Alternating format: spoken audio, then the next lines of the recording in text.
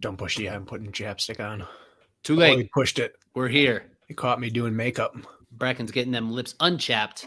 We, as a collective group, are in shambles today. I'm under the weather. Kirk's under the weather. Jack has terrible internet, so typical. And Bracken has his own personal issues that I definitely can't help him with, but Kirk potentially could help him with, I would think.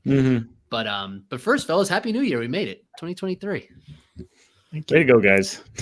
Yeah. Good job throughout 2022. We only took 1 week off.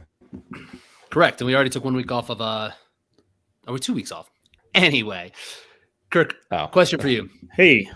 You a big New Year's Eve guy? You throw on that vest and you get out there on town, start crushing? This year I was in bed at 7:59. So no.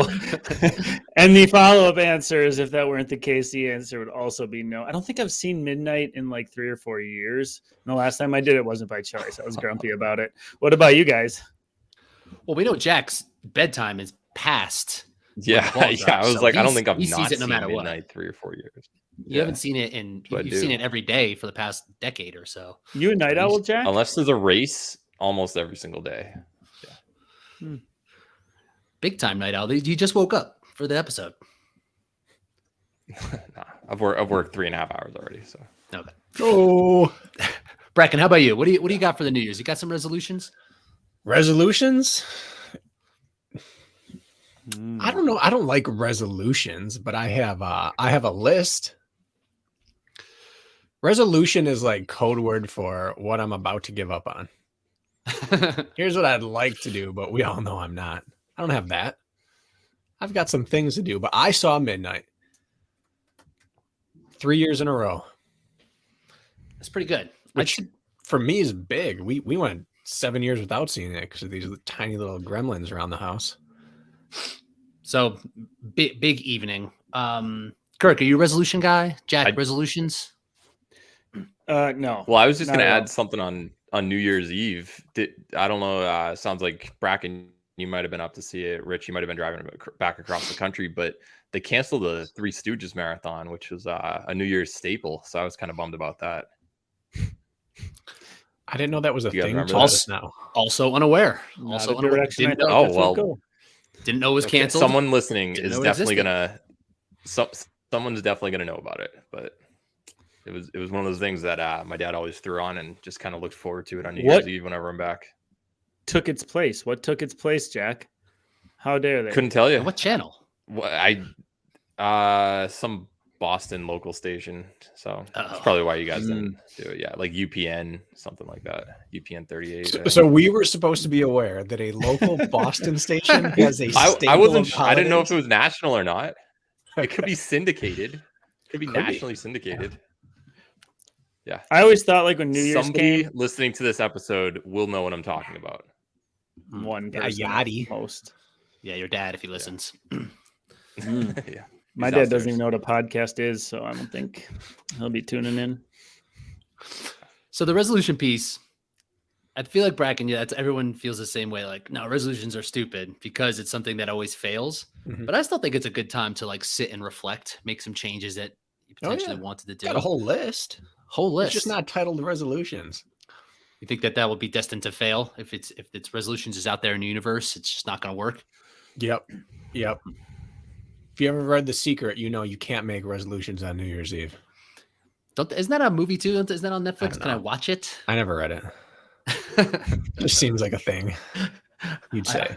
I kind of understand what it is. Yeah. All right. So today we're going to talk about just how we see the next year. We're going to go through a couple different races and how we kind of project things kind of happening from an athletic standpoint. So isn't necessarily like a preview of we think this athlete's going to do well. We'll definitely do that as the season starts kicking up a little bit more. We can kind of do things that are more athlete focused. But this is kind of like a zoomed out, bigger picture. And as I was prepping for this, we have a lot to talk about. We have more than I thought. When I first thought about this, I was like, maybe it will kind of not be that great. But there's lots we can cover. So where should we start? Spartan? Is that the place? Seems like as good a spot as any. Schedule. Yeah. All right. So we'll start with Spartan. So the Spartan's the obvious one, the change in the format and the championships. And I think this will be fun, just kind of go through and really kind of get some clarity. Because as I was doing the research on it, there were some things that were in the schedule that I didn't quite gather when they were first announced. But we'll start with the 3K format. And as I was driving freaking back from the East Coast like an idiot, don't do that, back to Colorado, I asked my wife, Amy, to help me prep for this. And like, I was telling her about the 3K format, and her main question, like the first question she asked was like, why are they doing that? And I think that's a good question, a good place to start. So Bracken, in your opinion, and also kind of like from the perspective of Spartan, like, why is this change happening from the format sense? All right, is that you? Yeah, we got Bracken. construction going on at City Hall. It's got to be done any second. Oh my goodness! All right. Well, here's the deal. Spartan is a business, and they are a business like most businesses right now. Business is not booming, and so this is a fancy new product and they can throw out there. They can pivot to as a lifeline. So that's why it's happening. There, you can say it's part of the push for the Olympics. You can say that it's trying to get the millennial crowd who has a short attention span. You can say that it's about cost savings. You can say whatever you want, but it's a new shiny thing to throw out there to see if it sticks. And I think only hindsight's going to tell us what truly happens. But I don't see it as anything other than a new product to throw at the masses. Kirk, what do you think? You know, I've thought about it a good bit. Because I was pretty salty when I first saw the news. I was a real grumpy old man DeWint over here. Then I realized that we're still going to have like our typical offerings. The only place in which I think they missed the mark is it's the only offering for the Elite Series. Obviously, that's a tough draw. But have you noticed that even if you go back and you look at like Spartan races recently versus the past, and the following it's getting, like the viewership is going down significantly over the past few years on the amount of like downloads, let's call it. People just aren't spending the time watching these races anymore. And I think if they're going to conjure up some sort of energy and new life into this sport, it's clearly their directive with it. And I think it's a smart move in that regard. So I think it's just to create some buzz. It's going to be way more palatable, right, for the masses. And so I get it. I get it from that standpoint. I also get it now that I know we're going to have the same offerings on top of the 3K format, but I think it's just to create some buzz. And if you look, you can go watch the views. They've been plummeting for the last few years. So I think this will help that.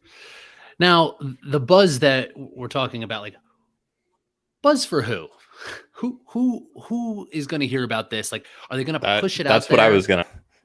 Yeah. What do you think, Jack? Yeah, but Kirk and Bracken, both of you said for the masses, but in reality, as we both heard, it's for 45 men and 45 women. Realistically, it's not for the masses. This is on like a standalone event. I think in terms of spreading the word in an easily digestible form to attract people to Spartan race, sure. But those people who aren't aware of OCR probably aren't even going to be able to do this format in the first year. They'll probably show up and be like, wait a minute, this isn't what it was on TV. So I feel like there's going to be a little bit of a disconnect there, but it will be more exciting for the casual viewer to watch.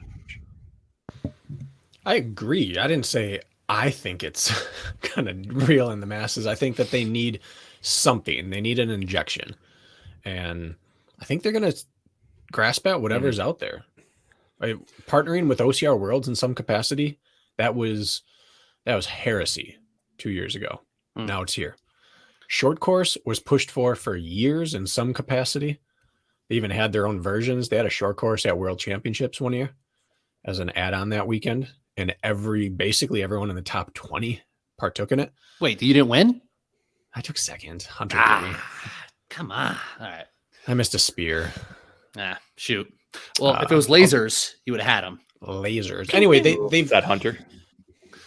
They've tried many things and tried to avoid things, and suddenly those things are back. So I think they're just willing to go whatever route it takes right now to get back into being the forefront of OCR.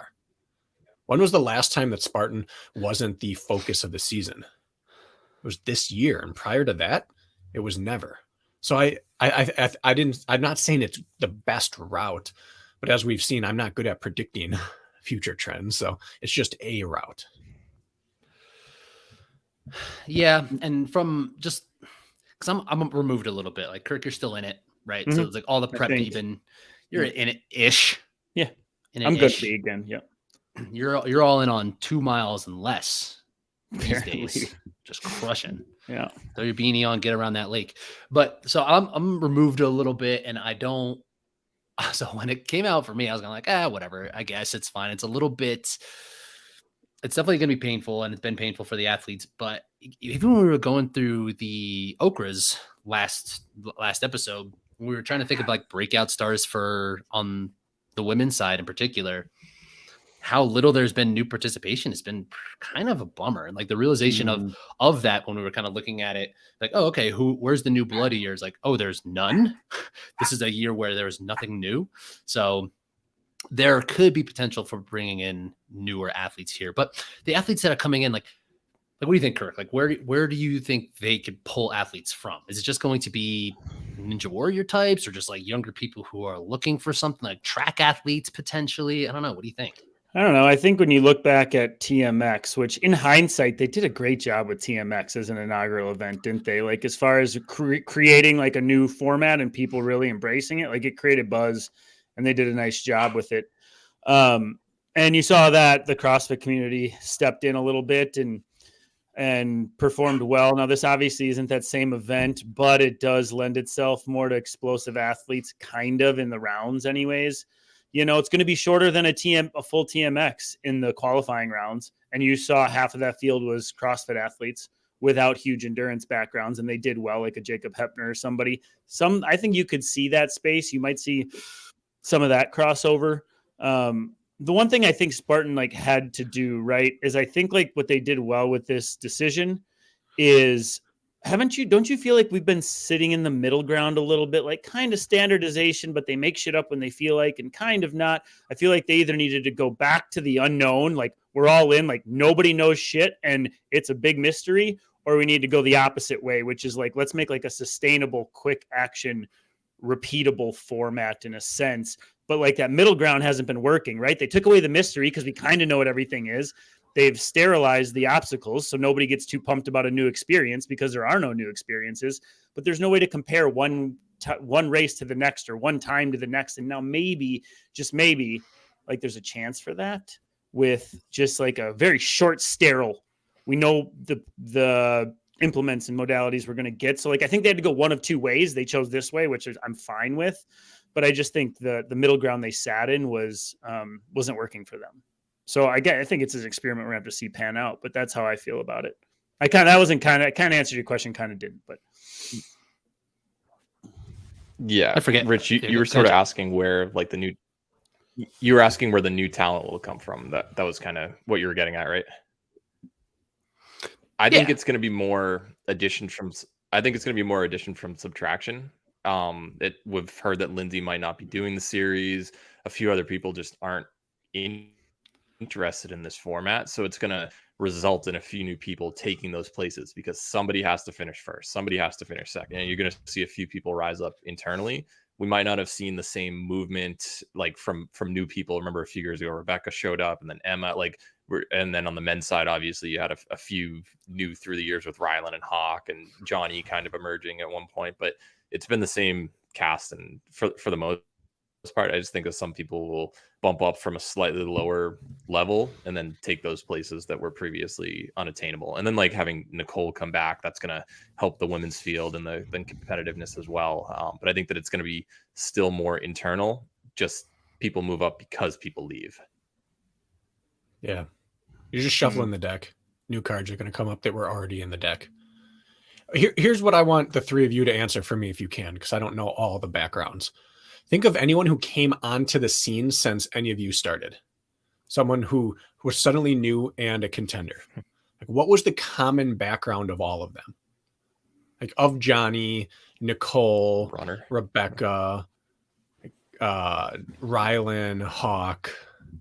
With these new athletes that came up, was there a common background of any of them? Can you pick out a thread like So where you should the source these aerobic people space. from? Yeah, Becca's a little bit of an outlier. I would Rebecca say and like Nicole were both high level runners. yeah, like I would say like some like Johnny and Rylan were bikers, mountain bikers. I don't know, but not really, I guess. No, and so I think we've pushed for years for like, where do we source these? What's the profile we're searching for? And the reality is the profile you're searching for is the athlete profile, not the sport background profile. It's who was the outlier in their previous sport. Who was the soccer player that was freakish strength to weight ratio and loved running? Who was the cyclist who also was crushing it whenever they did a long run? Who was the biathlete that led the trail runs? Who was the runner who couldn't stay out of the weight room? You have to look for a profile of athlete, not a profile of sport background. And I don't think that changes now. I think you're still sourcing the same type of people from the same crazy wide array of places. It's just that everyone shares the commonality of they were always a little bit of not quite the fit for what they were doing. And they stuck out for that.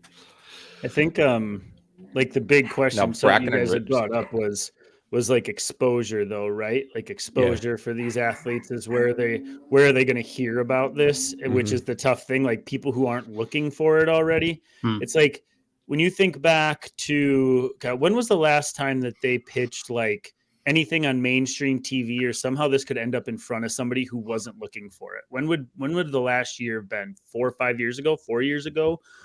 And it's like, when think you about found the it on Christmas. When I found it on Christmas, the good memory might be the last time. But what I think when I think about this is I think this format is probably good as far as growth or interest or whatever from the common person or the athlete without a direction. However, like we bragged about this being the fastest growing sport in America or in the world. You know, you always heard McGee to be like, this is the fastest growing sport in the world, faster than marathoning, blah, blah, blah. Well, it's suddenly become the fastest dying sport in the world. And that is the truth. And I think it's like mostly because they haven't exposed it to the layperson anymore. Like they haven't shoveled the money for it to be put down. People, sure, you get sponsored advertisements on social media. Maybe that goes somewhere, but that's what I think about. I'm like, all we do is keep feeding the channels right back to the people who are already in it. It's a self-fulfilling funnel that doesn't look outside for new resources. And that's like where the roadblock, I think, is still going to keep happening, right? Not to derail that conversation, but my mind just keeps going to that. Yeah. Bracken and Rich, you guys were in Canada for the first ever 3K, right? At OCR Worlds? First ever one? I'm not sure. I don't think you might have been 2017. Okay. I was 20. in 2016. Yes. Yeah. No, I wasn't there. Okay. Bracken, you might remember this. Do you remember when there were like a couple Ninja Warriors and everyone was just getting hyped? It's like, here's their year. They're going to come in and just like do well. And I forget, it was like Jamie Ron. He was one of the guys. And there are a couple other ninjas, maybe like Mac Roche. And people were like, it's over, short course. And what did it turn out to be? It turned out to be an aerobic event. Imagine that. And those guys came up 2,900 meters short. Yeah, exactly. And we've seen that happen over and over again. And anything that involves aerobic ability, you just can't step in. And I feel like what we're waiting for, or what they want, is for some notable name like that to be able to step in and be like imagine a Grant McCartney. It's like, he's the best at this course. He's got that exposure. He's got the following from people. Like it would be great if he could do well and like promote the brand, but he'll never be able to. He's not. They've tried, and they've tried a lot. The best people are who they are, and you're not suddenly gonna have Ryan Atkins or Lindsay or whoever's winning on the in the current field to be like gain sudden exposure by winning this shorter format. You need someone to come in, but I don't think that the skill set is possible. People are too good these days. One-offs only. If you want to change the type of athlete you're drawing, you have to remove running. That's the unfortunate truth. You either have to remove running or the obstacles, and then it's a totally different sport. But those things already exist. Right. So in your realm, you either have to glorify what you're doing or say this is no longer what we're doing. Making it a 20-minute race doesn't change the fact that it might as well be a 60-minute race. Well, my curiosity is if we're going to do our best at gauging how long these efforts are going to take, to decide what kind of athlete's actually going to find this and succeed outside of our current pool. How long is a 1K round going to take? There's always going to be 2 carries in a 1,000 meter. Am I understanding this? There's at least a carry, maybe 2 each. Double sandbag. Correct. Things like that. So if you start at even on a flat course, are we talking 8 minutes? I'm really guessing here. 5 I thought minutes? Ryland was minimum. like 5? Ryland was like 6.5 in Abu Dhabi when they did the test, 6.5. and that was the day after racing, like not feeling great. This thing is going 6 for some courses outside. Okay, well, so you got to just break it down. So sure, can a 6-minute course facilitate a high-end soccer player who's washed up and wants to do something new to do well? Yeah, for sure. I think a 6-minute course, it's still aerobic, but it's close enough, right? Mhm. Maybe. I mean, you're setting this person up to go to the finals and get absolutely demolished, but nonetheless, like 6 minutes? What is 6 minutes? What can that draw in? That's what you have to think about. Some of these Ninja Warrior athletes are out there for 3 to 5 minutes on course, granted very different, but I know some real spry Ninja Warriors who like have good engines that could probably cross over. I'm just starting to think like, okay, 6 minutes. What's 6 minutes? Is it long enough to keep everybody else out, or is it not? I think it is. Let's I get what say you're that saying. they're 2 to 3 seconds. Yeah, Kirk. Let's say that the ninjas are 2 to 3 seconds faster per obstacle. Just like easy number that adds up to 30 seconds over the course of this course. Do you think that they're 30 seconds slower per K for 1K in a pure running event?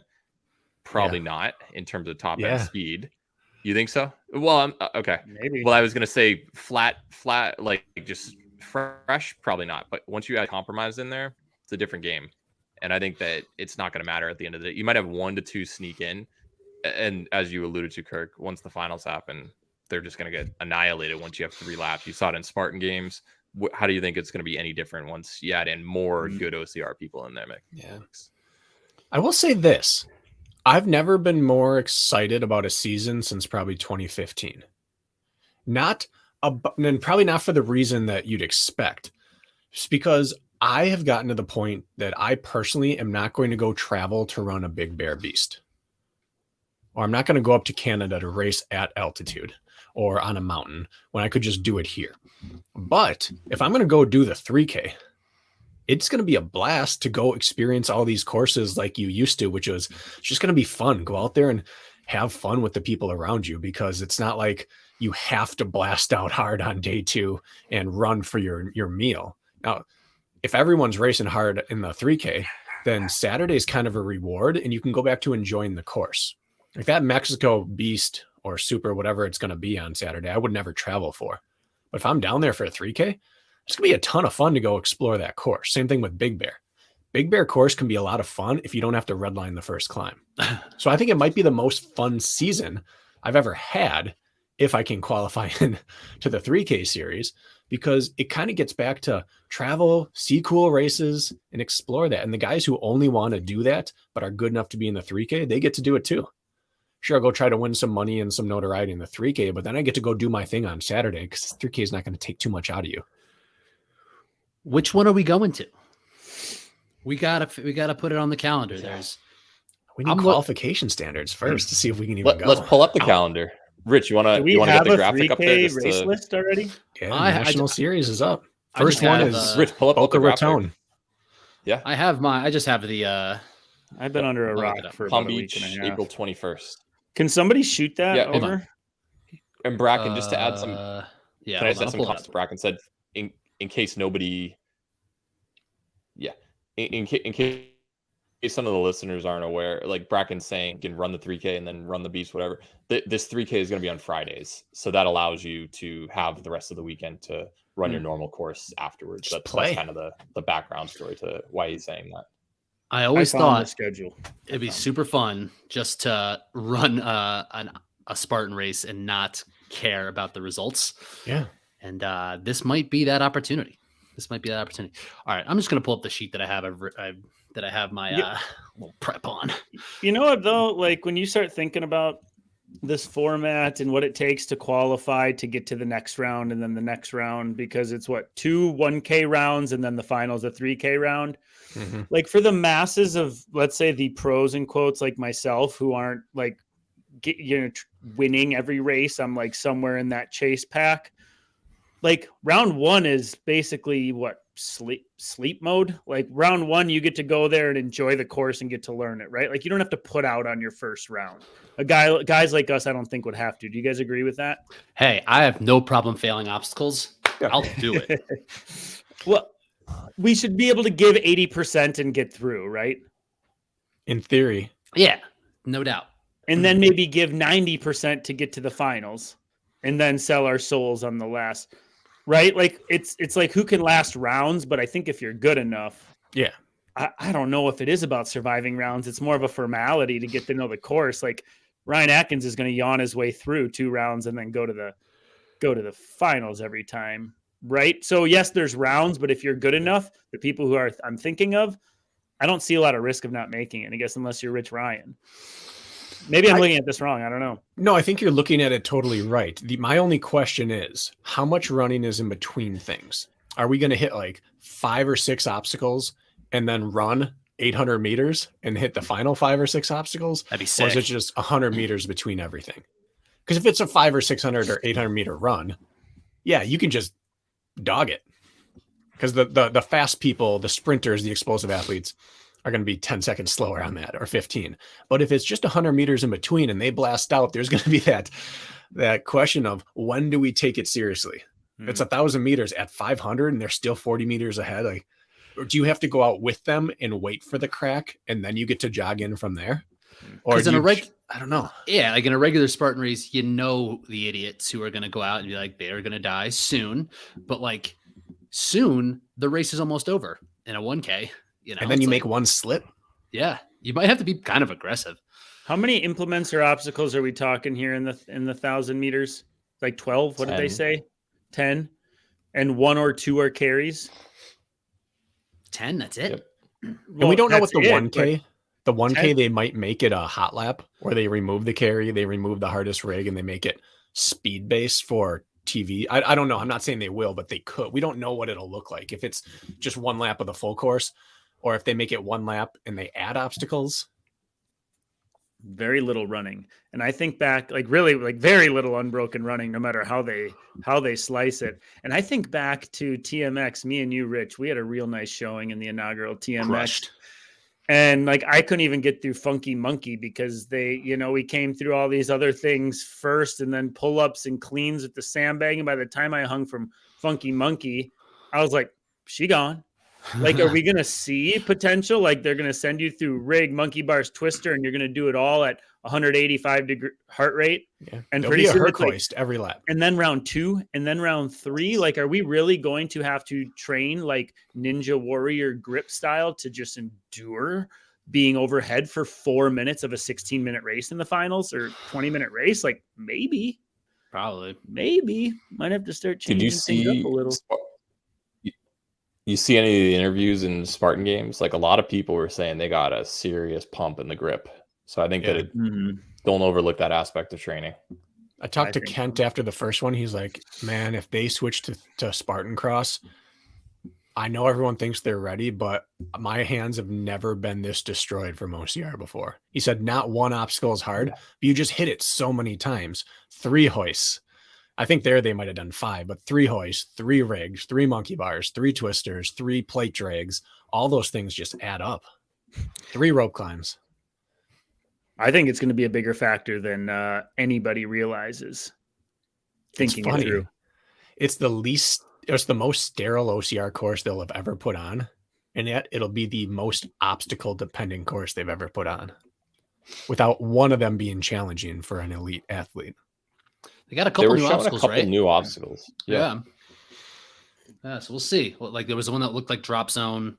If they put that new Z wall in, monkey bars, essentially. Yeah.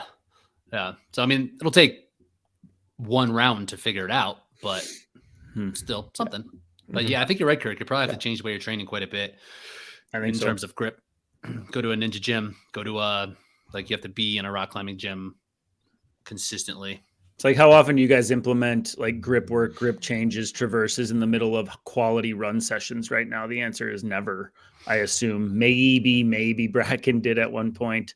I do a little. Yeah, do you a little, but like that's going to have to be a commonplace, I think, for everybody if you want to endure. So which race we going to? I got it up right here. Mexico, obviously.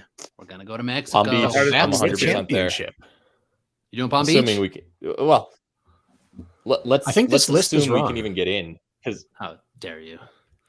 I think Mexico is the Pan American Championship. There's two. there's two. I got the same list. There's 2 Pan American Championships now. No, one is the 2 races in Mexico. This is part of the series, and this is the Oh, back-to-back Mexico. Kelowna is moving to Mexico, basically. Interesting. Yes. I think the first release I saw that Querétaro was the North American Championship. And then they changed it to Pan Am. Nope. Okay, gotcha. Sorry, Pan I Ams. rescind that. You have a great list, Rich. So we're just following the same format we gripe about in the past, which is the series isn't finished. And then we have the North American champ, and then we go back and finish an anticlimactic series race. Jeez. They could have just However, cleaned that up a little, huh? It's So April dumb. through October for once. That's nice. Like, But that's then true. Worlds It's is I think April is through December October. again. They shortened it. Yeah. Mm-hmm. Did they come out with, again, I've been under a rock here for about a week and a half, but they come out with penalties, or is this all mandatory completion in the 3K format? Did they address that? I'm assuming mandatory, but I guess I don't know. I think it's a loop. Everything's still got a loop. Like there's a penalty loop on a 1,000-meter course. But I think so. Right? interesting. I mean, I haven't heard confirmation, but I also didn't know that there were 2 Mexico races. That's true. That's true. yeah. I Here's guess what I nobody find- knows the answer to that for sure. What I find interesting about the broader picture here is that if you look at Abu Dhabi in December, there is the Elite 3K World Championship and there's the Elite 21K Beast World Championship.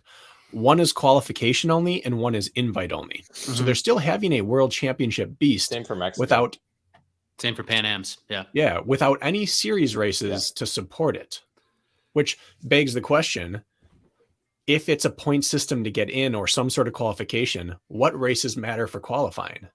Can you show up to any beast anywhere, or does it have to be a 3K weekend that matters more?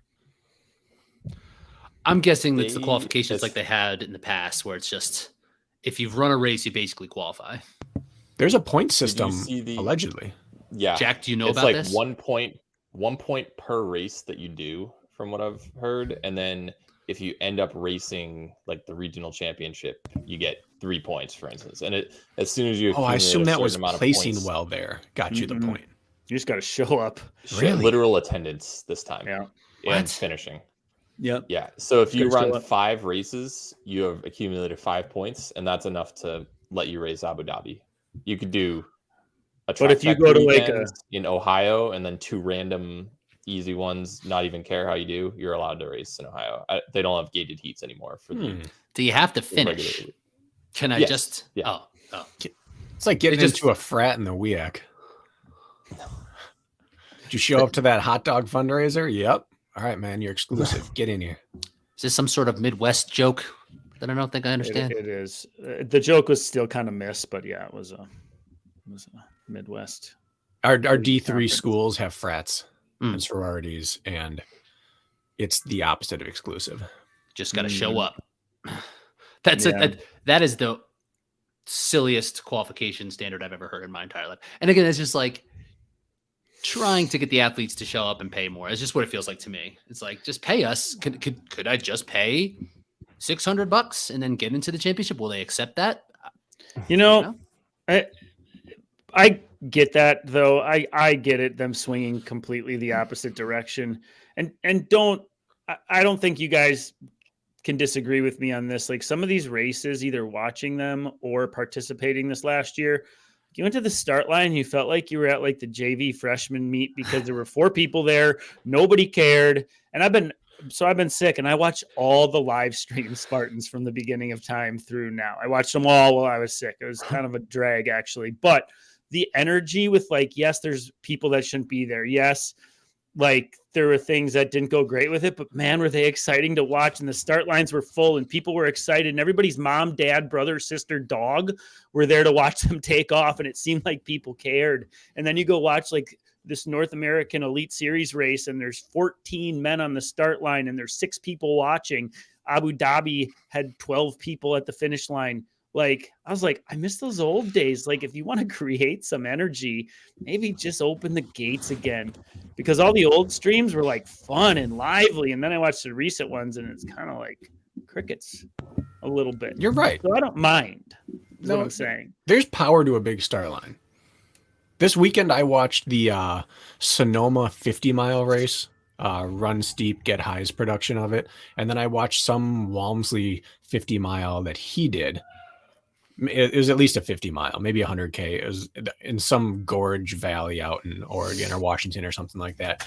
And there were like 17 people at the start line that I could see at his. And yet him being there made it the most competitive race of the year. But at the start line, I almost turned off the video. Whereas the Sonoma 50 had a full pack of people there. And I think Sage Canaday won it. And Sage is a monster, but no one would ever confuse him for Jim Walmsley's level of ability. But I watched the whole thing because the start line looked legit. Like there was some palpable energy to it because it looked like a sporting event rather than someone's backyard race that they decided to invite 3 friends to. If I were strolling through the YouTubes and I came across the recent Spartan race and saw like the start line and be like, well, there's 15 people there. It doesn't seem like anybody's watching. The energy seems stale at best. Like, I'm not going to fly across the country to experience this. Like, not a chance, like for the first time. But those old races made me want to be there. Like, really made me want to be there just because of the hype. And so even if that means 30-minute 5Kers are running the elite men's race, and maybe that's a little slow, but hey, I don't know if I hate it right now. It never impacted us, and I know that's a selfish way to put it, like the front end of the elite men's field. I'm sure other people have something to say about it, but from a viewer standpoint, it would go a long ways. What's Rich got going on here? Yeah. Got a maintenance man over. Dang. I didn't even know he had a shoe wall behind him. Play-by-play Bracken. Well, that's it. He's got a chain, which makes him legit. 'Cause he's got a big set of keys, and that's the first way to know you're dealing with someone in a position of power. What were you going to say, Jack? You were jumping in with something? Rich had been gone, and there was that. Oh, I was just going to say there's often like a small field in most professional races, and you still watch it because of who the talent is, and that's kind of what Bracken was saying with the Jim Walmsley field. I think that a lot of people know who he is, though. Not everybody knows who Brian Kempson or Emma Cook, like the people who aren't winning but they're still right up there. It's like they don't have the same draw at this point. Yeah. An issue we have is our start line's too big. Our venue is too grand. On the track, it looks right to have 8 people line up for a mile. That looks good. It fills the space. When you have 8 people line up or 15 elite athletes line up for an OCR race with this big, giant vaulted start line over them, you look dwarfed by it. You look like this course they're just going to be lost out on this course. How are we ever going to find them? It's a weird visual. You're very right. Got an idea? Do it like stadiums. Have a circle. You guys stand here. It's a small opening window. Like you funnel them there, and only those 15 get in because they're going to have 15 per heat anyway. 15 for the 3K or for the 1K first couple loops, and then 15 in the final 3K. You've got your spots right there. Then it's like who gets in the back row because that's always a fuss with people, but could be a way to kind of style. Stadium starts are the dumbest starts of any start that I've ever been a part of. Simply because you lose the race if you're. I'm just trying to shrink it. No, I'm not talking about the masses for like the 3K event. That's obviously foolery, right? Like to let 100 people at the start line. They're going to limit that, right? I believe their qualifying fields are going to be 15 probably, which is smart. But for the traditional races, I think it would go a long ways. I remember finishing a race. I don't know. It was like a couple of years ago in Jacksonville. I think I was seventh, 2020. I don't remember. Anyways, I came back and my clients were like, oh, how'd you do? And I was like, oh, 7th. And they're like, well, how many were in the race? I was like, I don't know, 25. And they're like, ugh, Yeah. That's That not question's very good. That I know question's it's a the dumb worst. question. It I is the hate worst. that question. I was like, yeah, I guess I it wasn't always very good. answer with the open class included. 6,000. Like, yeah, 6-8 grand. At like Easy. a world championship I always do event, percent they'll of be like, winner. percent of winner. Right over their head. I don't know, but my Bauer ranking's a 14.8. Hey, speaking of rankings, I do went have a on quick question one for the quick- group, though. I got a question for you, Jack, first. When I was bored this last week and a half, I was trolling the internet. I was doing all sorts of wasteful things with my time. Yep. Where are the Yancey camp rankings? Are those gone? Are we done with those? It I got missed those. it got really busy. I have all the results from this year. I think I'm gonna do a 2022 rankings before this season starts. I know it's retroactive just to kind of like finalize it, but yeah, it just kind of got away. It's just a lot of work, to be honest. But and I Right. had with For all, like, the what's live the coverage payoff? and other stuff. Yeah. Okay, I was I mean, curious. I've got my iron in the fire and some other stuff, but Like sleep. Yeah. Lots of sleep. Yeah. No, it's OCR tough to only do stuff. 2 jobs when you're up till midnight. yeah, that's why you got to stay up. At least Um, until midnight. I do have a question on the format, though. So there is the standard distance, and we mentioned that there's going to be like the 21K for Abu Dhabi and the regional elite championship in Mexico. There's going to be Killington, which is the age group regional championship, right? That's its. Oh, is that what that is?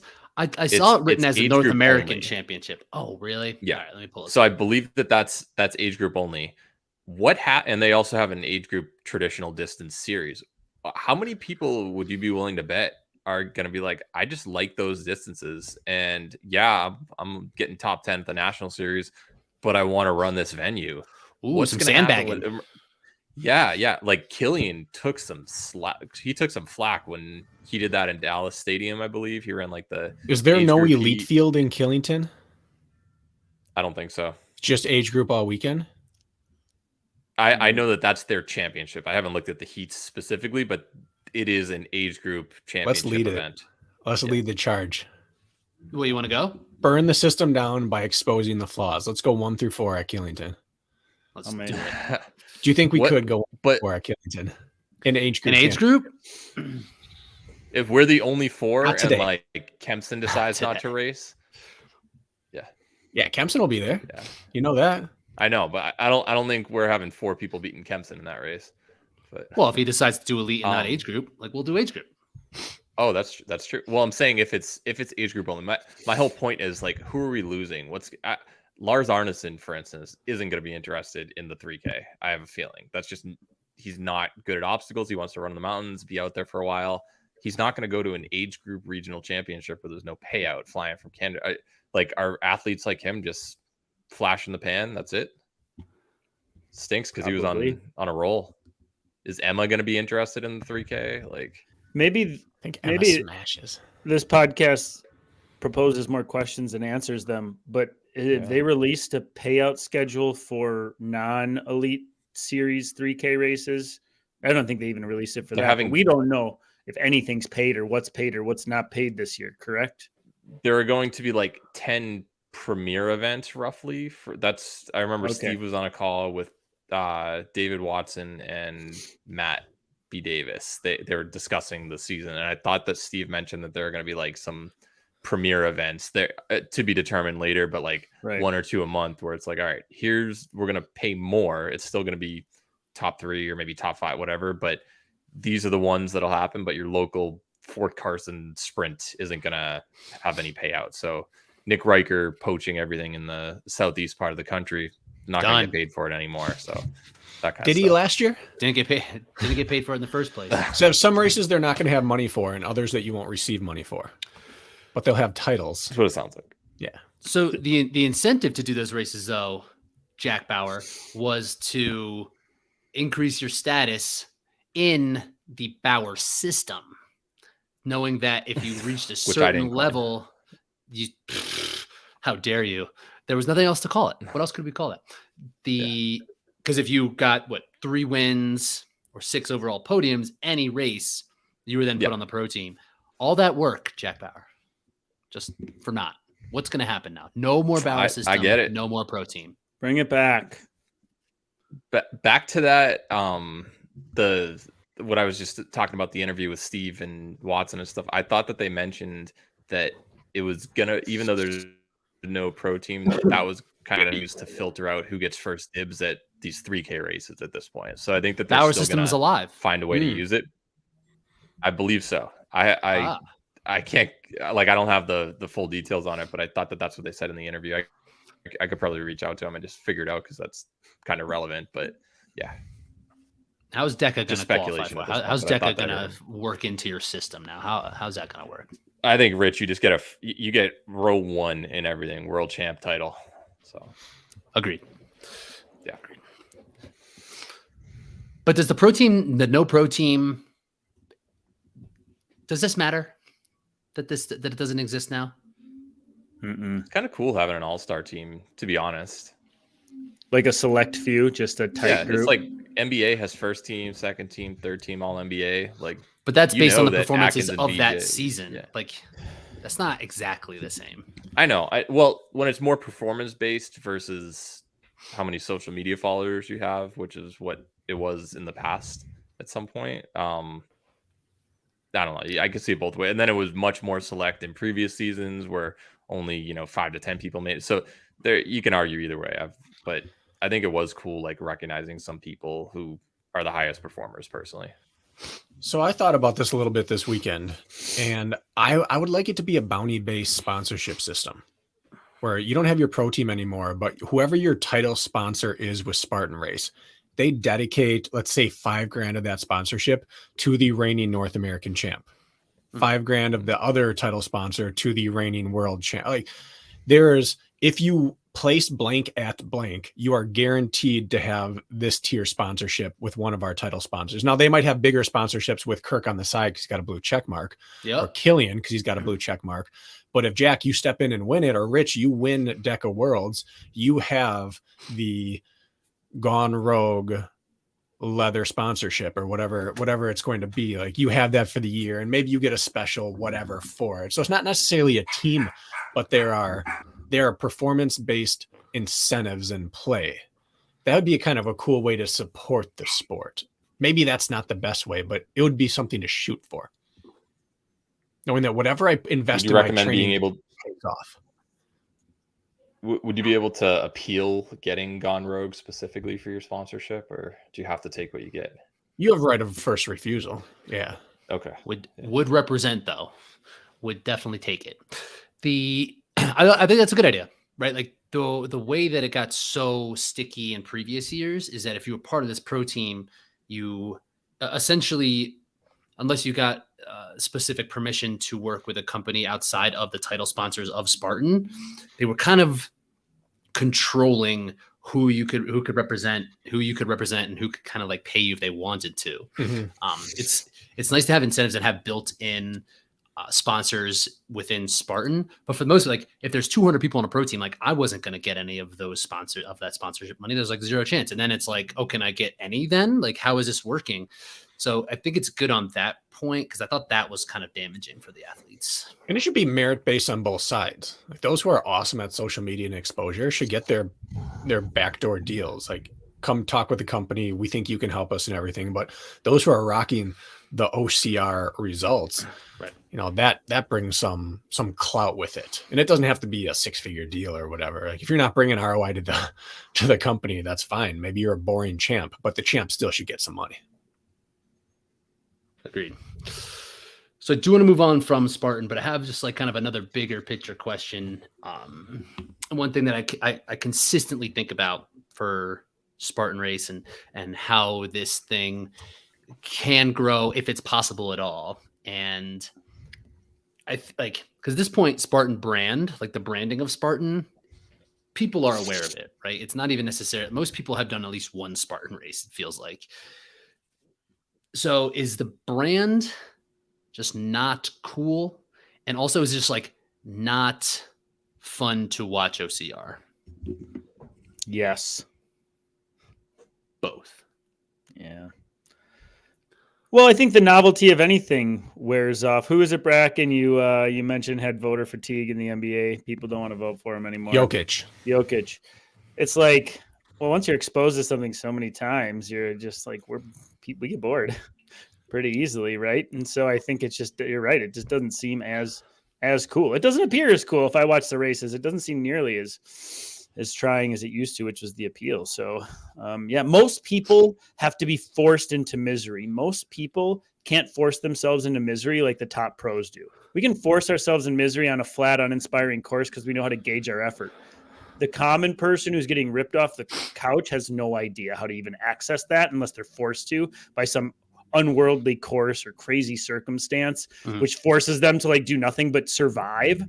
And the courses now don't do that. So most people who go through these courses aren't accessing survival mode because they're not required to. And they can't force themselves to get into it because they're just not skilled enough. Do you understand what I'm saying? And so that's why it's just not as cool anymore, because it's not almost killing people. And that's the truth. That's the truth. That's what I think. You talked about having earlier, Kirk, you said something about how they just had to do something else. Like it was either don't standardize at all, no rules, or just fully standardize. And I think they're splitting the difference still with how they market and what venues they choose. Like they're not going the gnarliest anymore. They're going with who's going to pay them and still be kind of gnarly. Now that you've gone 3K, I almost feel like it wouldn't be a terrible idea to sample it out at places. Like hit the Arnold Classic. They have a pump and run generally there. Set up a 1K course there. Hit some motocross races. Set up a 1K course on the other side of the fence, and in between races, hold your heats. Hit some of these what's it called? The altitude games. Is that what it's called? Set up an expo there. Set up some of these courses. Have some of your 3K series races in conjunction with a fitness adjacent brand where you can subject some people to having to watch it without clicking their TV on. You're already there. They're not a captive audience, but they could be swayed a little easier. Host one in Madison, right outside with the CrossFit Games. You already have your course there. Throw on a 3K, expo at the same time. Just go all in on trying to capture people who aren't currently doing your event, especially now that it's a little bit more sanitized. You can throw on a 1K course at any county fair. What if they did get this into the CrossFit Games? This exact format, 2 1Ks and then 1 3K. Why not? That would actually be awesome. Yeah. Replace the O course. Yeah. I mean, yeah, they've done stuff like that before, but just make it like, and then like as exact side by side of like, oh, these athletes are here. They do this. Like if they have, and they do things like qualifying rounds throughout the games. That'd be kind of cool. That'd be huge. A lot of cut downs also. So yeah. Because there's some sort of partnership, right? Wasn't there something about the San Francisco Stadium? Yeah. If you belong to a CrossFit box, you could get a free entry into the race, and then vice versa. If you signed up for Spartan race, like you could get a free month across something like that. And they did it at the what's it called? Giants Best Soldier competition. Part of they made it through the night and then had to do a Spartan sprint course. Like that's a cool association, but no one's there watching. Right. Like you have like 300 people on site combined with medical personnel and everyone all together, and half of them are asleep. It's those type of partnerships, but done in the public eye. It seems like those would be the ways to start pushing. If you're going to just standardize and push, just push everywhere. Do you think that OCR is more like any obscure sport realistically? Like you see it in the Olympics, and this isn't about getting OCR to the Olympics, but you see bobsledding or, curling, any of these other events, it has the most eyes possible on it throughout any time in a 4-year period when it's at the Olympics. How many people watch it outside of that time? You never see it on TV. You never really hear about any of that stuff. And I think even if you get a ton of eyes on OCR at a single event, are you really going to have a lot of people paying attention to it once it's not like the premier focus right there? Probably not, because it doesn't happen to most other sports. I think if it made it to the Olympics, it would be a sensation because it would be like biathlon, which a ton of people watch. It would be like snowcross, that snowboarding slalom style thing, which a ton of people liked. It would be like Ninja Warrior, which captured the imagination of the entire nation and the world to some extent. It would be similar to the types of things that people already binge watch when it's put on in front of them on a big channel with great production. I think if it made it to the Olympics, it'd be a sensation. Just no one wants to watch it outside of that. Just like we don't turn in to watch bobsled, even if there was a world classic, we wouldn't watch it.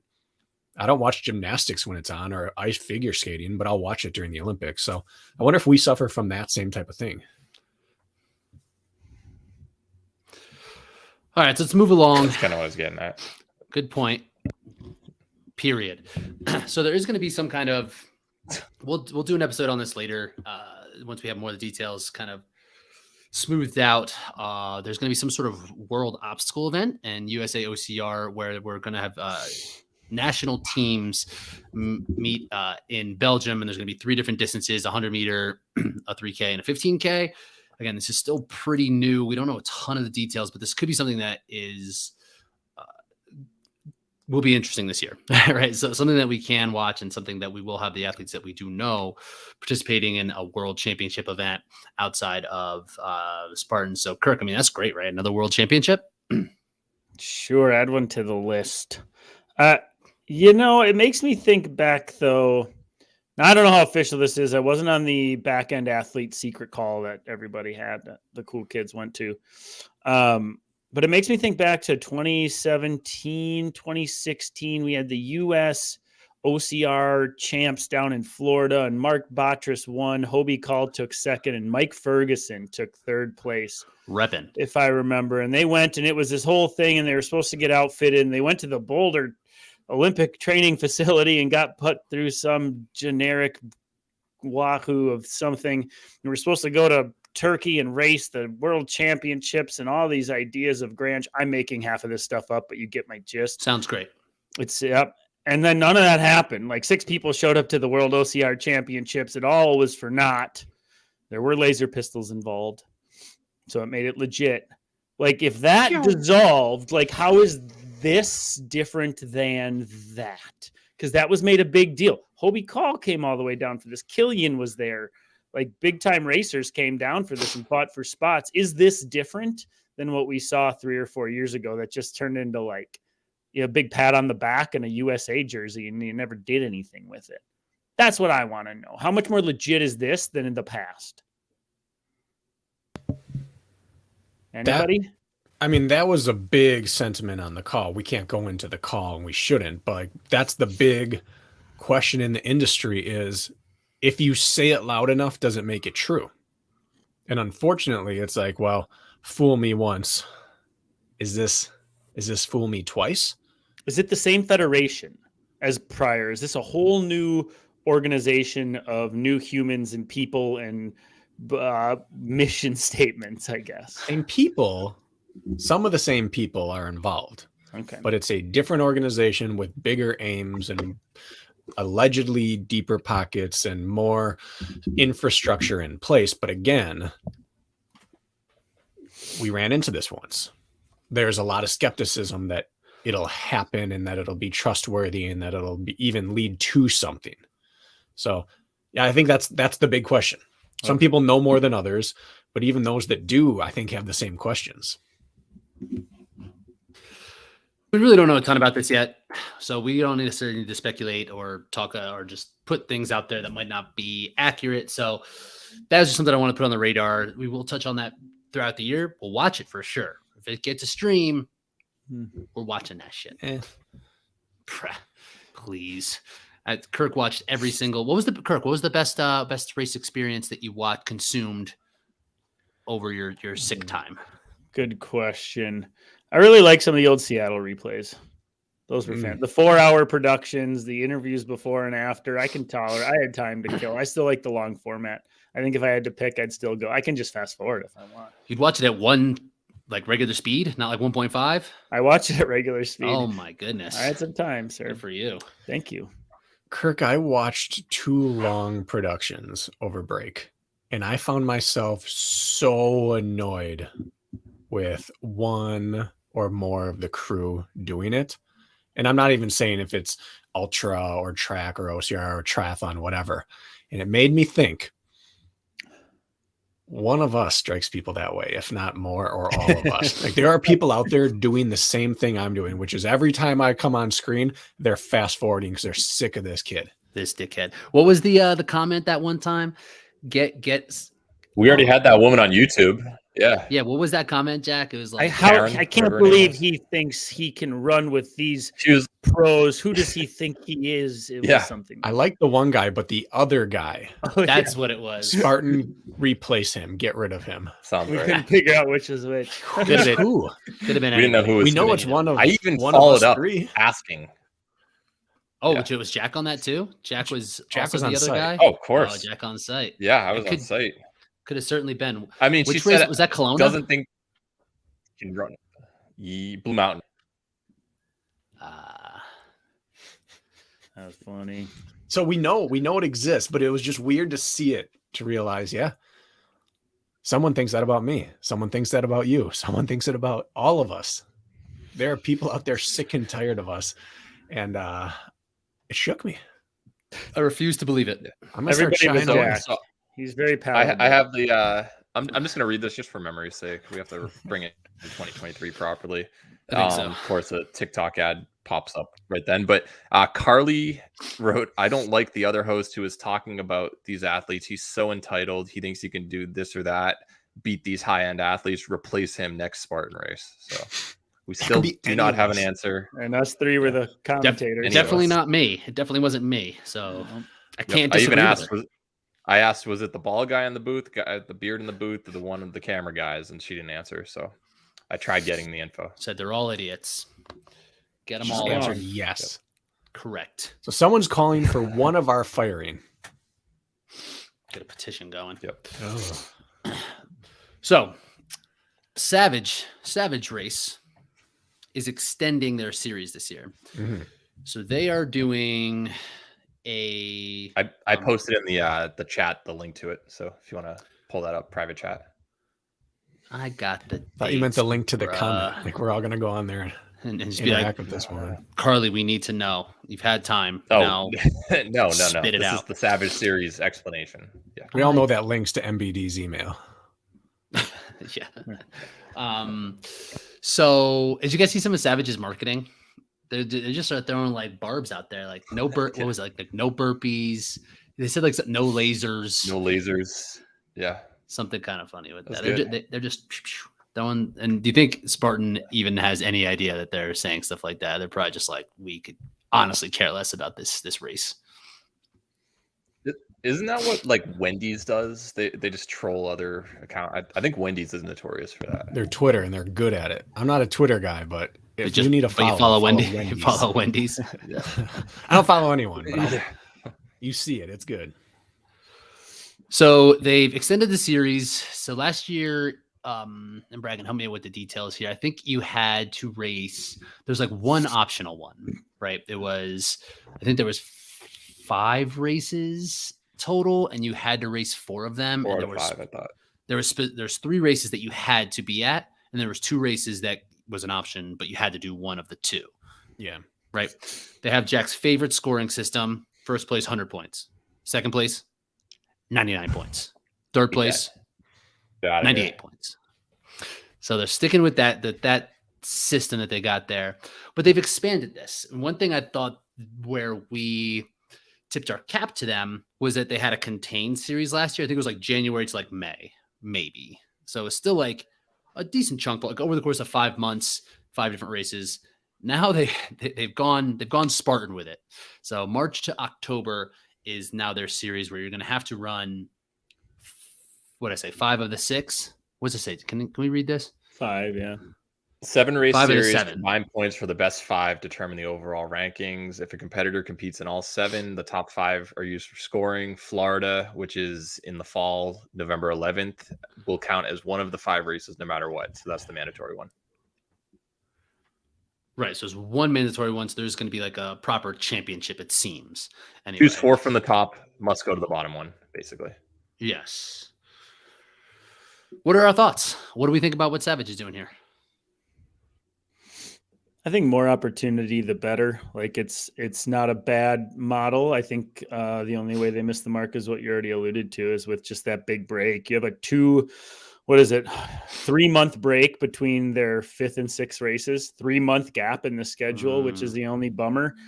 Yeah, Yeah, it's stupid. But I don't know. I think I've never even raced a Savage race, but I just think I think we should feel a little thankful we have more options now of something of purpose to chase, especially with a 3K format. This is all that's left with 10K or beyond, right? As far as we know. So I guess it's just like, maybe we're just lucky to have it. We should be happy, even though the setup isn't perfect. They got a Chicago on there. July They 8th. don't choose altitude, thankfully. Like nobody's got to go there and gripe like I would if it was up in the mountains. So that's not so bad. They're That's all East Coast and Central time Yep. zone. So there's no altitude races at all Yep. in this series. However, if you're looking at the May 20th and the June 17th races, which are in Maryland and Ohio, those conflict with Big Bear for the May 20th event, and then the one in Quebec for Ohio, same exact weekend. Big Bear in Maryland, you're not making that back-to-back. You could always go Rogloski method here because the 3K is on Friday. Mm-hmm. Friday night. Those could be your 2 drops. Take though. a red eye. Mm-hmm. Yep. But that to me, when I'm looking at this, when Kirk was mentioning this huge gaps between their races, I was like, all right, well, I would drop the first 2 and prepare May to November to be at like my highest end. So that might be out the window if there are going to be conflicting. If you wanted to do both series. Yes, the only flaw is that maybe July should just be the championship. Capitalize on the seat, like Hyrox has decided. We are going to try to be the opposite season of OCR. Savage can hit that still tweener zone, which is rarely does anyone peak for a late summer. Let's just hit that. Yeah. There's no championships there, but they're expanding, and it's the only thing they've never done is expand. This is a bit of an expansion for them, if not in venue, and I hope they're rewarded for it because they've been basically the constant. They were never number 1. They were never outside of 3 or 4, but they're always top 3 or 4. And I would really want them to be rewarded for this move. They would be an easy lock at the number 2 most attended in OCR if they could just get some clean coverage that was put into the universe that people got excited, like enjoyed watching. Everything's been pixelated bukkake up to this point, intolerable to watch. Bukkake. Wow. This new horizons were crossed. That's what I'm saying. But I think if they could clean it up, oh my goodness, I would love it. It'd be exciting to watch. We'd still get to watch the long old format of racing. Just got to clean it up. Clean up that bukkake. That's what we need out here. You heard it here. Yeah, and that's true. So, and that's something we didn't talk about with the Spartan. Let's backtrack a little bit. We got onto coverage, and this is important, right? My understanding is that they didn't expand the budget in Spartan race for coverage. Is it going to be OCR report again? I think. Wait, you say Spartan race? I don't believe Spartan is putting too much money behind their 3K format in terms of viewership, in terms of like production. I've had a conversation or 2 with people involved in that side, and I don't think I'm the first to know any of these things. But each time they're talking about in one breath, we're doing something big. We're going with better coverage than we've ever seen before, which would lead us to believe we're out. And then the other breath, it's, but we don't know. So kind of like be ready kind of thing. And that seems to be, they have this goal of being able to put on, let's say, an ESPN style production, but the OCR report has proven to be trustworthy and will only get better with short course and less coverage issues. So they have that safe backup. But as far as I'm aware, they haven't yet decided what route they're going. I assume they're going to run into we don't get a big title sponsor to cover this huge budget. And so we're going to stick with OCR report for the first year and use it as proof of concept. But that's pure speculation. That is not based off of anything I've been directly told. Which I think would be fine, especially in this format. You could take OCR reports technology already, as long as you have decent service, which is the issue you run into anywhere. And this would be easily a good product, even with what we already know, right? I don't see a problem with that being, as long as it's then put on the Spartan channel and promoted appropriately so it gets in front of people or wherever it's put. I think OCR Report can do the race coverage at the base camp, which is where all these are going to be. It's going to be near service as well as anyone. It's how big they want to push the storylines and the human interest. That's where that big network comes into play. And I think Jack probably knows more than I do and has some balancing insight here, unless I'm just putting you on the spot for things you can't talk about yet. Spit it out. Yeah, I've heard pretty similar to what you did, Bracken, honestly. That's kind of where I'm at and don't have answers. I'm glad that they released the schedule, but in terms of how it's going to look next year, holding my breath, hoping that they want the crew back to do some helping with the live coverage. They could always expand the crew. They could. Or replace for Carly. Top left corner. They're thinking about it. That's why they're kicking around, keeping you guys in the dark. You know, you blew it. They handed you an olive branch and you lit it on fire. Rich is Carly. That's my conspiracy theory. Rich is Carly. Oh, by other guy, he means anyone but him. Maybe exactly. Maybe this is unpopular. Yeah. Unpopular opinion, but I think they need to bring the human interest stories back. Not for us, because we really could take or leave. Of course, you're going to say boo, Jack. We all are. We're on the top end of this sport. We don't care. We just want to see the action. But any new sucker who's going to get into this wants to be pulled in by having a backstory and getting to know the athletes or getting invested in the why or the what. And then that's kind of what sucked me in initially, if I'm being honest. Like just seeing these are real people and attaining to get that sort of attention and like it seemed, I don't know. I think I don't need it. I can take or leave it, but I think new eyes need it. That's what I think. The problem with human interest, in my opinion, is if you can't show the entirety of a 5 to 20-minute race without going over someone's backstory and how their dog had cancer and stuff, like that takes away from what most people want to see. I'm okay if you have like a little blip in the corner while the race is going on. You sometimes see that in the Olympics where they'll have, or I guess leading into the event, they'll show like a quick hit on Sidney McLaughlin or Eliud Kipchoge or something. They'll just give like a little bit of a background leading into it, but they still show the whole race. So I just don't want to take away from that aspect, especially as we're shrinking it. They should still show the entirety of the race. So Kirk, I took a page out of your book and I started watching the Foot Locker races. Yeah. Foot Locker races. And they do the human interest stuff like before or after the race. That makes sense. But what Jack's saying, I completely agree with. I hate when it gets pulled away and it's just like this overproduced commercial essentially for the sport. It's like, just show the sport.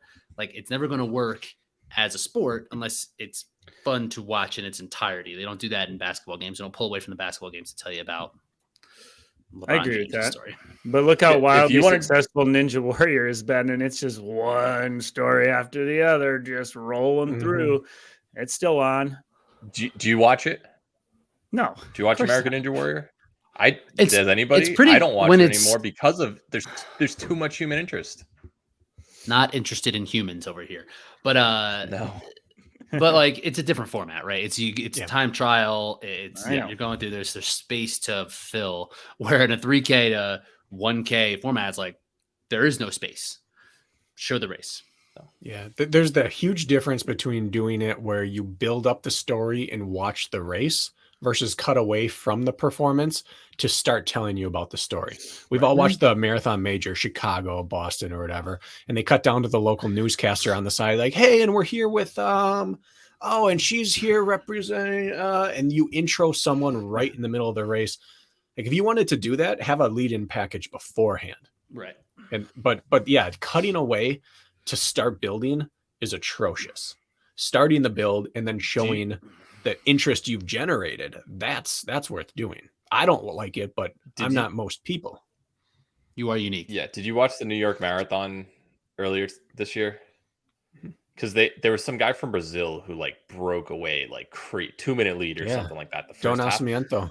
Yeah. And the amount of cutaways, instead of showing him and they talked about him a decent bit, but they showed like, here's the pioneers of the sport. Here's so-and-so. And it's like you barely got to see the guy, even though he's having a phenomenal race. And like, then he blew up. That to me is a story I would want to see as an athlete. Like, oh, this guy blew up. Let's see who's going to reel him in and stuff. But yeah. And he did that in Rio, formula. If I recall correctly. He blew up and sat down in the middle of Rio and then got back. And like, you have this, roll that package. Show Right. his story of how he's done this Of the and blown sport. up. Yep. And now it's like, will he, won't he? What? That's we sitting at home could have done that. Those, but you understand, like, it has to enhance the race, not draw away from it. So I agree. Yeah. Make the human interest stories, but they have to be relevant. I think Hyrox is going to. Speaking of old race, yeah, I was just going to say with the old race coverage, since we've kind of talked about that a bit. Do you remember there was that campfire when they had like Sahali and Amelia and like a few of the other top women? They were just kind of there having a discussion. That right there, I feel, is an appropriate human interest story because it is the athletes. It's talking about their different strengths and weaknesses heading into there, as opposed to talking about like, here's how you get through Twister. Like, I don't mind that. You need to show the audience how to do that. But if you're just talking about random people as opposed to the athletes who are going to be on screen for the next hour, I think that they're approaching it the wrong way. Yeah. I think Hyrox is going human interest this year. They're going to get some like legit coverage, some human interest pieces in there. We'll see. In English or German or I don't know. It makes sense if you're trying to bring people out to do your event. When Spartan used to do that, they had Iram on there, I believe, and they had a couple other people who they had an interesting story, and they had 40 minutes of race coverage. They were going to have 40 minutes either way, but it was interspersed with 20 minutes of that person's story and then showing them on course. And it was cool because it made the pro athletes look so impressive because they were running up things people were walking. They were sprinting with the sandbag where other people, the regular people, were putting it down and cramping. But it also made it seem like I could go do that, and that would be this epic, crazy thing if I could go do it. And this guy, had survived an inoperable brain tumor, and he's out there. I think that was part of that. Like Kirk said, it was a self-sustaining ecosystem. I'm okay with those stories because it gets people in to help the sport, and it highlights how good the top people truly are, which is really what you need for people to watch it. It can't be attainable. They have to see something that they want to do, but then the pros have to be so awe-inspiring that you think they're special. And you don't get the scale of our pros being special when it's power hiking with no one's comparison next to it. That goes back to that question that I posed earlier. Is like, does this suck to consume? Like, it's just not that cool looking, Yeah. And this is probably a tangent we don't need to go by, but like Tahoe, I'm trying to think of some of the other big championships they've shown. Even Killington back in the day, they had some race recap coverage. You've got 3.5 hours of racing and you show 48 minutes of power hiking. There is some nasty descending happening. There are some flat, fast sections of running, but you don't catch much of those. That one year they were showing, I believe, Albin and Atkins trying to chase down Cody and Hobie or something. And those men were flying down the switchbacks. And that made you realize these people are animals. But the year before, you didn't see any descents. So that part of it is just they're missing the parts that you should be showing. And because you can easily catch someone power hiking. Do you think that live or post edited is the way to go with this new format?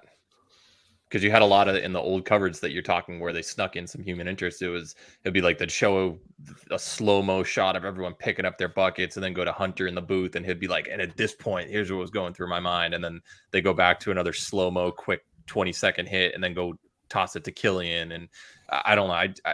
Is that the way to go? Or do you think you should approach it differently because it's a new format? Kirk said this before, but the problem with live is if you don't catch it live, the production sucks to watch later. Mm-hmm. If you post-produce, the product is so much better. And anytime you tune in, you'll watch it. But you miss out on that live experience. So I don't know, but I fully agree with Kirk's sentiment on that. I think like to Rich's question about is this boring to watch? Heck yeah, it's boring AF to watch, especially if you're not in the sport. And that's why we need to go to overproduced, over human interest, overcut and slow mode and splice together and effects to get new people to be able to digest it. I'm not talking about us. We're not talking about us. We're representing the people that don't even know they need this yet. Mm-hmm. And that's where like the overproduction needs to happen to draw people in. That's what I think. Nobody who's not already in the sport's going to watch a live version of this start to finish, us doing our spiel beforehand, 20 minutes of dead space and B-roll of the course, going into the deal. Like I'm already on to TikTok watching 7 seconds videos instead. That's just what I think. I think you got to go to the overproduced format. But For that new eyes. We're talking about making a sport grow, right? We've been talking about it since the beginning. That's what I'm talking about. If you love it, you watch the pregame show. Doesn't matter, right? If you don't, you need quality replays, breakdowns of what you're not noticing. Now I notice it. Now I'm going to look for it. You need, like you said, it needs overproduction to some extent because the diehards are going to watch the stop motion graphics we're putting out there. But we don't need to get them. That's the problem. So that Kirk mentioned is just how now we have instant access to information, that live coverage is basically the only valuable thing that cable networks will pay for anymore. Like live matters because it's the only thing that we don't know what's going to happen. And I know that it would happen. It would be really hard to not know what happens. And that makes post-production coverage way less compelling. Here's the problem. One problem I ran into. You guys remember when ESPN picked up Spartan races and they aired some of the series races on ESPN2 or whatever? What year was that? New Jersey, 2019. Anyways, it was not the over edited version. It was like they just took the live stream and they cut it into a short thing and put it into an hour. And I remember telling my mom, my clients, hey, go watch. I was in this race, or go get an idea what this is like. They're actually going to put it on ESPN. Big deal. And every single time I had to apologize for the fact that they didn't know what they were watching. They didn't understand it. It seemed uncool. And they were like, yeah, I couldn't really get into it. And I was like, that is the exact problem. Go back to Sal Marsala and NBC Sports. And anybody can watch that. My grandma would watch that just because it had some production value. You can't do the live format to the standard human. You just can't. Put a good beat over someone's impressive voice in a panning panoramic shot. You're halfway there already. Really Cal Masekela could have cared less about our sport, but his voice was impressive sounding enough that you stayed through the intro. Kirk, I like that you call them Marsala, it's like a wine-based pasta pasta sauce. There's little Indian green viruses floating around my system right now. Back off. Can't pronounce. Hey, it could be can't rule out a side effect of what you're dealing with. Yeah. So Kirk, you kind of Kirk, you stress how are we going to get more eyes on this, to the average person? And we were talking about Savage right before we went back to the live coverage thing. They have an event at Sandlot Jacksonville, which is the same weekend as the Go Ruck games. Do you think that that's a successful way to get people to do their event, or are you kind of already there anyway if you know what Savage Race is? Because in Bracken, you said go to these fitness expos, do the convention center, whatever, and just have a mini trial course, something like that. Savage Race doing this for the second time. Do you think it's a successful model? Spartan's there that weekend too. In Jacksonville? Oh no, they're in Palm Beach. That's a cluster of a weekend that people are gonna have to do some decisions. That's part of Savage's series too? No, they have an event on the calendar. They already have a Jacksonville regular local race, not part of the pick your best that's a 7 podium waiting. Which one? Savage. Go snag that. What happened to just Let putting Riker know. flyers on windshields? Have they ever thought of that? Grassroots. I'm What's the telling problem? you. What happened to those days? That makes me not want to sign up when I see that. I need to. Get in Touch my trash. car. I don't want this trash. Yeah. Bracken, did you have something to add? Looked like you had an addition. Period. All right. Nice. So we don't know exactly what the Savage, I think it's ORM again, who's going to be doing Savage series or all the Savage races. But I think they bumped up the payouts a little bit. Seems like for an event, so first place is $1,250, $750 for second, and $350 for third, which is about $250 more than what they would typically pay out. I don't know if their regular events are going to continue to pay out like they have in the past. And then the series, I think, is about the same. It's $3K for a win, $1,500 for second, $750 for third, $500 for fourth, and $250 for fifth. So again, it's not a huge incentive for a series where you're paying out. No. Your series payout is the same as a single race payout for a Spartan National Series. A lot of travel now. I don't know. They're doing the best they can. Yeah. It's more. It's definitely more than what they had. Do you know how many offerings they have outside of their series? Like, do we still, I mean, how many opportunities to make even average money at a race? Has anybody looked into that? Like, obviously we have the 7 series races, but is there double that outside? Like, do we have some real, like, can people formulate their entire year around racing Savages because there's enough opportunity now? I think so. There is. All right. And I think they pay out every race, right? That's what I believe they do. And that's it's why $1,000 every race. I'll look it up. So you can make a decent, run at Nope. Update on their website, right? Update for 2023 events. Update cash prizes will only be awarded for the Savage Pro Point Series events. Single event payouts, $12.50 for first, $7.50 second, $3.50 for third, just like Rich said. Overall series, top 3 get paid. A standard event like the Jacksonville one I was alluding to that's not part of their pro series, $0. Well, then this should be more of a payout then if they're taking away money from everything. This is not enough now. Well, from an athlete perspective, what will you travel for? Like, what's your, if you don't care about the venue and you don't care about some like reason to be there, just blank check. Think of the most boring venue you could be at.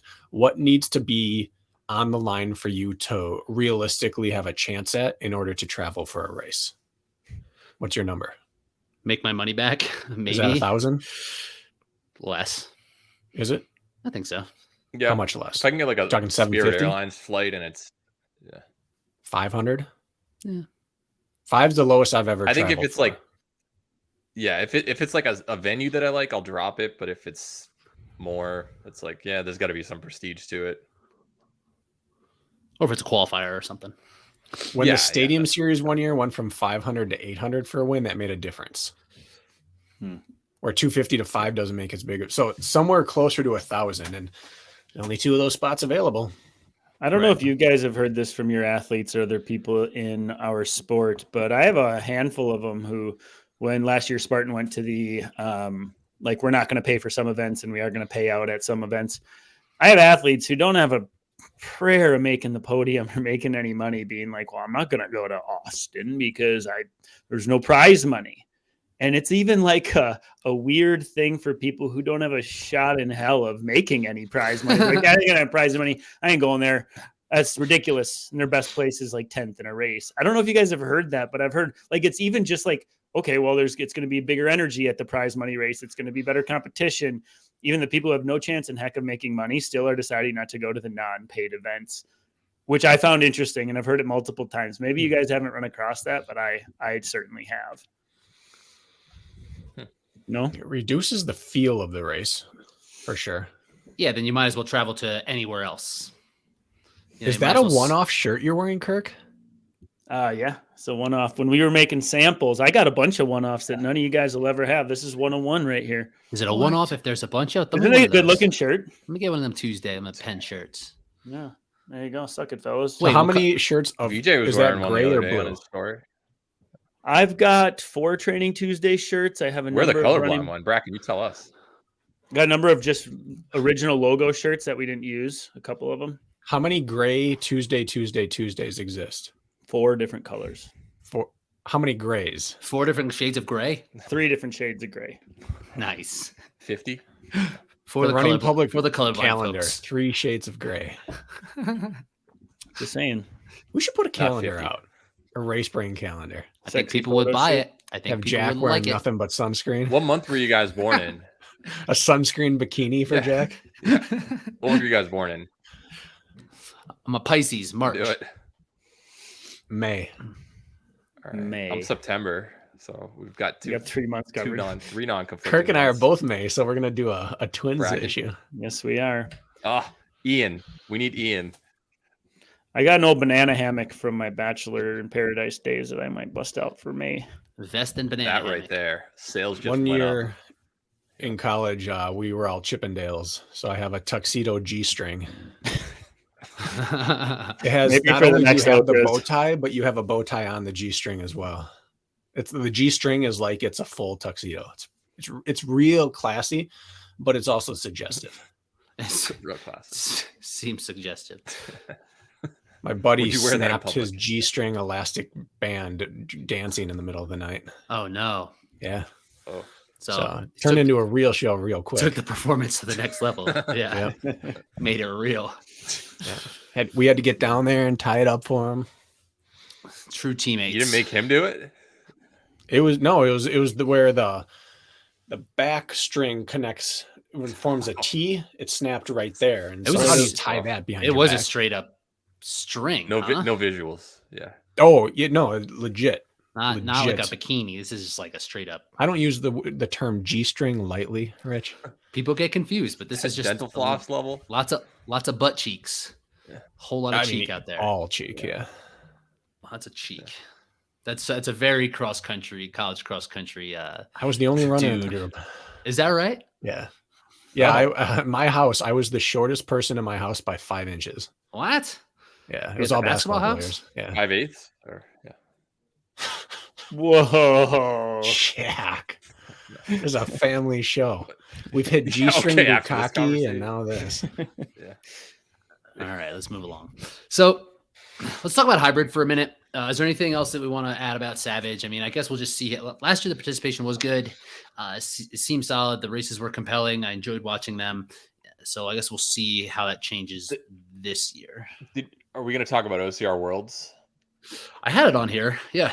Okay, because that's the same exact weekend as the last, like their best 4 out of 5. The last race is in Mexico in October, same exact weekend. So that basically forces you, if you want to go to OCR Worlds, you need to show up to the other 4 non-Mexico races to make the Spartan National Series. Oh, is And that if what it you is? It's want- 4 or 5? 4 or I 5. don't think we touched on that. Okay. It is 4, not 3. I thought it was 4. So you If have I'm to do wrong- altitude and you have to do international. And you have to miss Yeah. several days of work for these Friday Oh. races.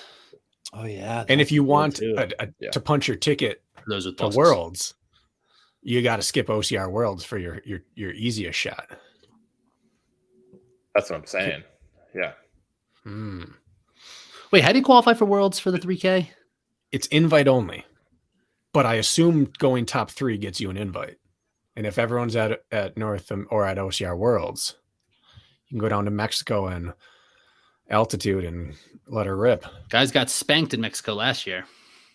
Yeah. Either way, you're that would racing be at discouraging altitude to a that lot of weekend. people. Yeah. So OCR World Championships is the same weekend as the final Yep. Spartan race 3K series in Mexico. Well, second last. The final one is after Pan American Championships. Yes. this is the Pan American Championships we're talking about. Same deal as Kelowna this year, where it's out of order. That it conflicts. No. We which- are talking about Palmerton, Palm Beach. Wow, there are 2 palms. The Mount Tremblant in Quebec, and then Big Bear. Those are the 4 previous. And then Yep. instead of Gotcha, doing the gotcha. 5th one in the series, they do Mexico for the regional championship, and then Pan American. they have another 3K standard as the 5th event in the series in October. That's the same weekend as OCR Worlds. And I am on Gotcha. Zendesk, and it says your best 4 or 5 races will count toward your series ranking. All races are scored the same. There's no weighting between different events. Okay.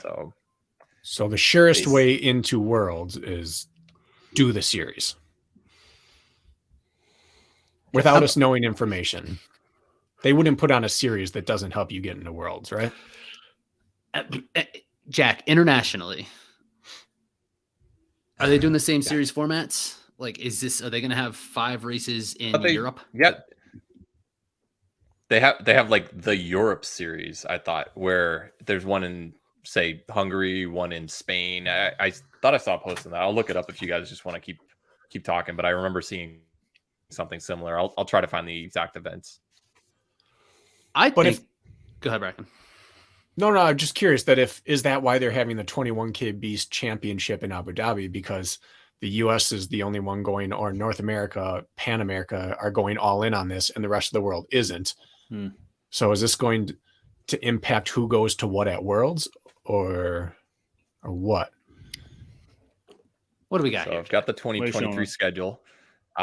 April 20, not that the dates matter for us, but I'll read them just in case we have listeners overseas. April 28th, Unlikely. London West. May 19th in the Netherlands. June 3rd, Slovakia. September 8th, Austria, and October 6th in Spain. So that's their similar thing. Best 4 out of 5 count. All 3K? Elite Obstacle 3K Racing format? returns- Yeah. Those are 3K. It Okay. says Elite Obstacle Racing returns in 2023 with a brand new 3K invite-only European Elite Series. And right there it says European Elite Series right there. So that seems like Kayla where on it is. there? Good 3K format. Who's that athlete? Kayla Colby? Yep. I can't help but think hope of it would like be a European. more painful race than going and doing this at like 7,000 feet in Big Bear. I don't think there's a I'd love formula to make you suffer more than going slightly up and down a mountain in a 1K twice, and it's going to be just miserable. And it's one thing to run a 1K flat at altitude. Like that 800 meter conversion, I think is generous. I've run a lot of 800 meters in my life. I ran 800 meter time trials in Colorado Springs. It wasn't so much worse than sea level. But you bump up to 10, 15 minutes, it's nasty. And you put any incline in it, and now it's horrendous.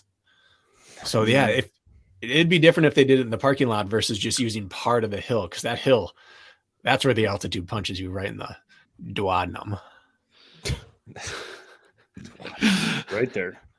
So there's a European series. I'm not sure if there would be like an APAC or whatever. So there's going to be invites. So we'll assume it's going to be the same format for World Championships. Maybe not though, but there's going to be 45 athletes invited somehow. And hopefully it's just like, you won, like Bracken said, you podiumed the race, and then the fills in the rest of the series finishers, whatever. This might be a better way to get participation for World Championships because of what kind of letdown it was this past year. People are just like, I'm good. I don't need to go over there. Like this open race was such a disaster. But if it's like whittled down to a select few, I think that would increase participation. And more people are going to think there's a chance. Right now, off the couch, I'd go to a 3K World Championship because something could happen. Right. Atkins could get eliminated in the first 1K. You might sneak your way. You're not sneaking your way into a half marathon final. No, you're not going to be there suddenly 2 hours into the race. Like, hey, how'd I get here? Things can happen. We've seen people fail obstacles. We've seen people get sick. That kind of thing happens in a 3K, and there's a chance. You run the 4 of us in a 3K right now, like 4 separate weekends and 4 separate continents, and you're going to have. There's no way to score that. Let's bet in advance. Which one we going to? Palmerton? How's Palmerton sound? Well, we need to qualify. We don't know how you get in, so I don't want to buy a flight to somewhere. Jack, we have a guy on the inside. Just mess with the system. I'm not gonna cook the books. Cook the books for us, man. Come on. What's the point of having books? Yeah. Plays it too straight. What was it? It's a fair and deserving system. I don't know. We'll see what happens, but like I said, I really don't know how the final thing's gonna go, but I hope we all do a race together. That'd be fun. There's no way they wouldn't let us in. We need to name your system. Some sort of acronym or something if you don't want the Bauer system. The defunct. Oh, I didn't come up with that. I don't care if it has that on there. Like Bauer's objective obstacle based system or something like that. Whatever acronym something like that could be. You can come up with something good. Not saying it has to be that. So Boers, that's what it'll be. Bauer's objective obstacle based system. I don't know. Yeah, just something. Okay. Yeah. We'll make t-shirts. No, all right. If let's say hypothetically we do get in, which one would be the most appealing to you guys? Palm's first one. Yeah. First of anything is the most wide open. Sand. But also the most stacked, so you'll see the most people there when we'll get a real feel for it, in my opinion. Because I think Palmerton's a good one. Why is Palmerton not good? Jacksonville, it's Pennsylvania. Let's go there. PA, baby. It's sea level, some climbing. Give us the sea levels. So the Palms, Palmerton and Palm Beach. Quebec has to be sea level, right? Sea level. It's like 500 or 600 feet, but it's on a ski hill. I'll take sea level. Notorious Palmerton too. Course. Yeah, Palmerton's like that. But you're not. How high up can you go for a 1K? You're gonna gain like 100 feet a lap. Like they can't run you up like a mega mountain. Yeah. It's a mile from the base to the top of Palmerton. So those 3, and then you got to choose an altitude race. They make it dense. They could do it. Big Bear Big Bear. or Mexico? Let's do it. Got to be Big Mexico. Which one's lower? It stinks. OCR Mexico's Worlds.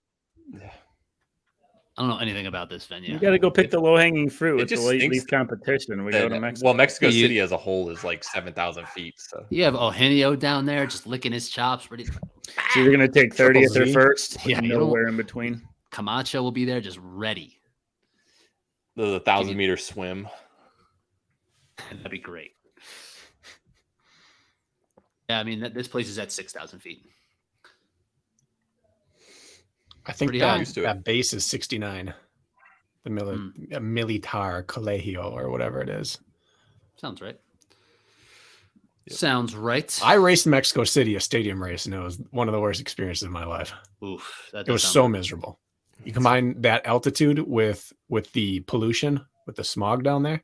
Oh, yeah. I was nauseous during warm-ups. And I was living at altitude at the time. Not selling us. So is this OCR World Championship going to be the least attended OCR World Championship of all time? Yep.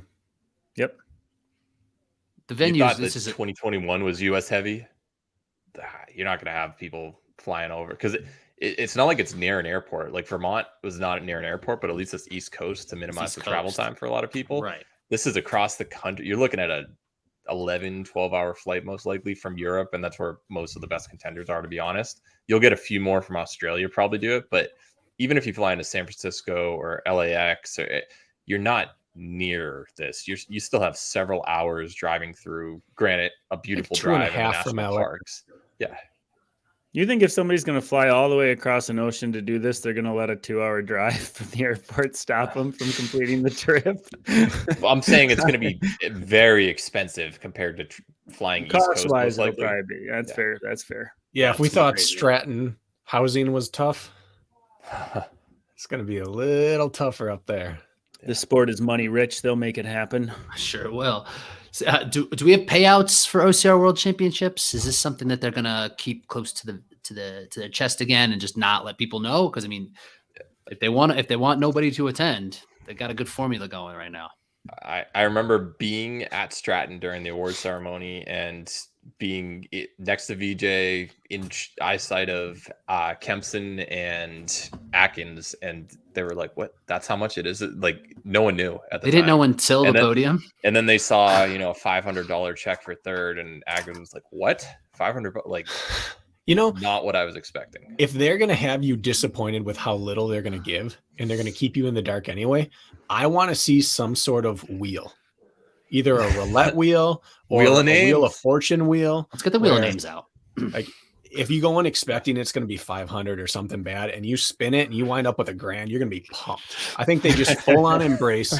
We have no clue what we're going to pay and neither do you. Let's find out together. It'll be like fantasy, right? Like if Third you place win, might win you get 4,000. free. Well, you get more entries if you win to spin the wheel, and you get more. I That's think what this it is should be. smart. I think this is First great. place gets 3 entries, second gets 2, third gets 1. Yeah, Put you I in like one of those like money vacuums. And, like, first place gets to go in there for like 3 minutes. Second place for 2 Grab it. minutes. Gone road, chips flying Just everywhere. some buy Stuffing them in your shirt. time in the money twirly thing. I like it. I would always try to. I would think I'd go like shirt, but I don't know if that would work. I wear MC Hammer pants. Smart. Just throw them in there.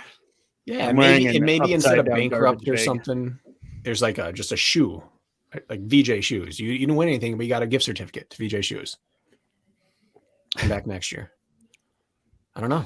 I'd It's gamble the on most that. OCR thing that could happen. Get a Spirit Airline gift certificate. Needed, much needed. 25,000 points on Southwest. Do that.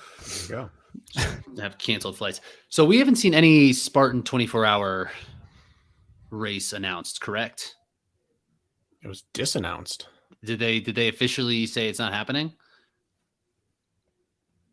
I thought so. Is it not official? So wait, isn't there an Yes. ultra championship that's been announced, but not the 24-hour format? Or is there no? I heard Yeah. something about Killington, right? That's what we want, is that 50K championship. But I don't know. I thought they said they weren't going to do a 24-hour event this year. Okay. Am I just Yeah. confusing all of our debates we've had with I wouldn't actual mind an Ultra information? Beast, but not an Potentially. Ultra 24. Huh. We're in the Am dark I over right here that as well. they've announced it'll be an Ultra Beast 24 and it'll be on a Cloverfield course at Killington? Is that what they said? For sure. I think that sounds about right. Yes. I'm like 85, 88% sure that there is, at the very least, someone said, like a Watson or someone without a press release said that the 24-hour race is not happening next year. Okay. And that's something that we were like, that's fine. 86% sure. How fun World's Toughest was this past year. If you could just give everybody who wants to prepare for that, Yeah. Yep. that specific race to prepare for, it's gonna be great. Where's the venue for World's Toughest? Texas. Texas. Claiborne, Texas? Or is that the Yeah. other one? Somewhere near Dallas. Which you don't know what you're getting. No, that would be It hard. could be 60 or it could be 20. Mhm. Fall It's near in Dallas. Dallas, OCR, always cold, always raining. It's Ugh. gonna happen. Okay, so Ton we of just have World's cactus also guaranteed. No coverage. It's going to be windy. Straight You're wind. not going to be in the trees. Did Matt Davis release that full documentary style thing? He did. I have not watched it yet. I would Of be what? interested of World's Toughest this past year. I think he's doing like a 45 to 60-minute documentary on the race itself. Yeah, Chris Rogloski, Hannah Carta, a couple other I haven't seen it yet. I'm aware of like the concept of it, but I've heard good things and like the Is this like comments seem Rise really of the good. Sufferfest? Probably. maybe. I think it might be more race focused, and I think he's trying to show kind of how you'll see some of the 24-hour or ultra marathon type races on trails, just kind of showing that OCR is just as hard, maybe even harder because of what you're actually doing. And I think he's not trying to show only like the bright moments. It's kind of like the reality of what this race is like. So I think it's probably going to film pretty well. Interesting. Think we'll see it on Netflix. Probably No, it's on a meeting YouTube right more. now. You can watch it, but yeah, Peacock? that would be cool if it makes this Netflix. Is it actually up on YouTube right now? Yeah. Oh, okay. Becky, sharing the link or what? I'll definitely watch it. Oh yeah, it is. It Am I? is. I'd watch that. You've been crushing sharing links. I've been ignored sharing links, so I decided not to share it anymore. I've been checking out your links. Come on, bro. We're doing a show right now. Yeah. Lots of positive comments. None from Yes, on Carly. Obstacle Racing Media's. Yes, it looks like a 49-minute video. It's called "World's Toughest Documentary: The Hardest 100-Mile Race." 4 days ago, about 3,000 views at this point. Nice. Comments look very Very good positive. so far. He doesn't always get positive comments. Wait till I get on there. Carly's at the bottom. She's not mad. She's not happy about it. So Same Carly? Carly's not there. Oh, Yeah, no, I'm just messing with you. She's just like the OCR troll. So everybody go check this out. This seems like it's fun. I think this is a good avenue for something for Matt, like to do things like this. It seems to make sense to me. Yeah. Way to go, Matt. Nice job. So I do want to talk about Deca and Hyrox, what we could expect this year. We're kind of, because we're at the end of Deca. Next week, I think we should talk about Hyrox. There's the European Championship. We can talk about the 2 regional championships, which we don't know still who's going to be at North American Championships. Or it's like Still? 4 weeks away. Still, no idea. No word. So might Reba Racing, might not. Kirk, what's your schedule looking like? So I hear you did slide into my DMs the other day. Sure did. Uh-huh. well, Jack and I are going to team up and crush you guys. All right, we're gonna see. There we go. Are you racing? Are we all Bracken? gonna do a Hyrox together? You That do a sounds relay. terrible. Yeah, relay, sure. I think relay's co-ed. I think it has Or a to be. Deca fit? Maybe we can do a Deca fit all at the same venue. That'd be fun. We're Not at doing- altitude. As long as we pick somewhere no elevation, I'm happy. We're doing Palmerton 3K I've got the first.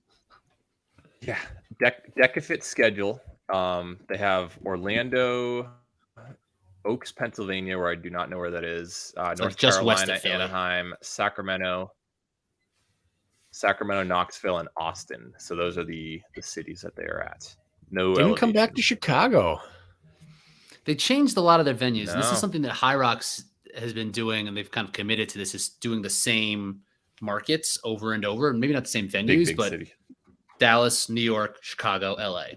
That's what they're doing. And that's Have you heard about New York location for Hyrox yet? No, I haven't. They announced they're going to announce a date. As far as I know, it's after the World Championships, so it's not going to be a qualifier. Sick. They're just going to try to make it as hard as they can on us.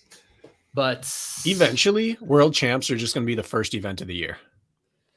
They're just going to quit just piddling around, and they're going to say, we're putting the whole season after the championships. they might as well. You're going to go Seriously. World Champs, then Regional Champs, and then we're going to do the season. And they'll make it like a half course or something. They'll just make the sled like 25 meters and be like, these It's just times the are so OCR great. way. Yeah. Yeah. They fit in real well from that. So perspective. where do you rank right now for In- Regional Champs? Like low, because it's all of the world times. Low as in good or low as in bad? Poor.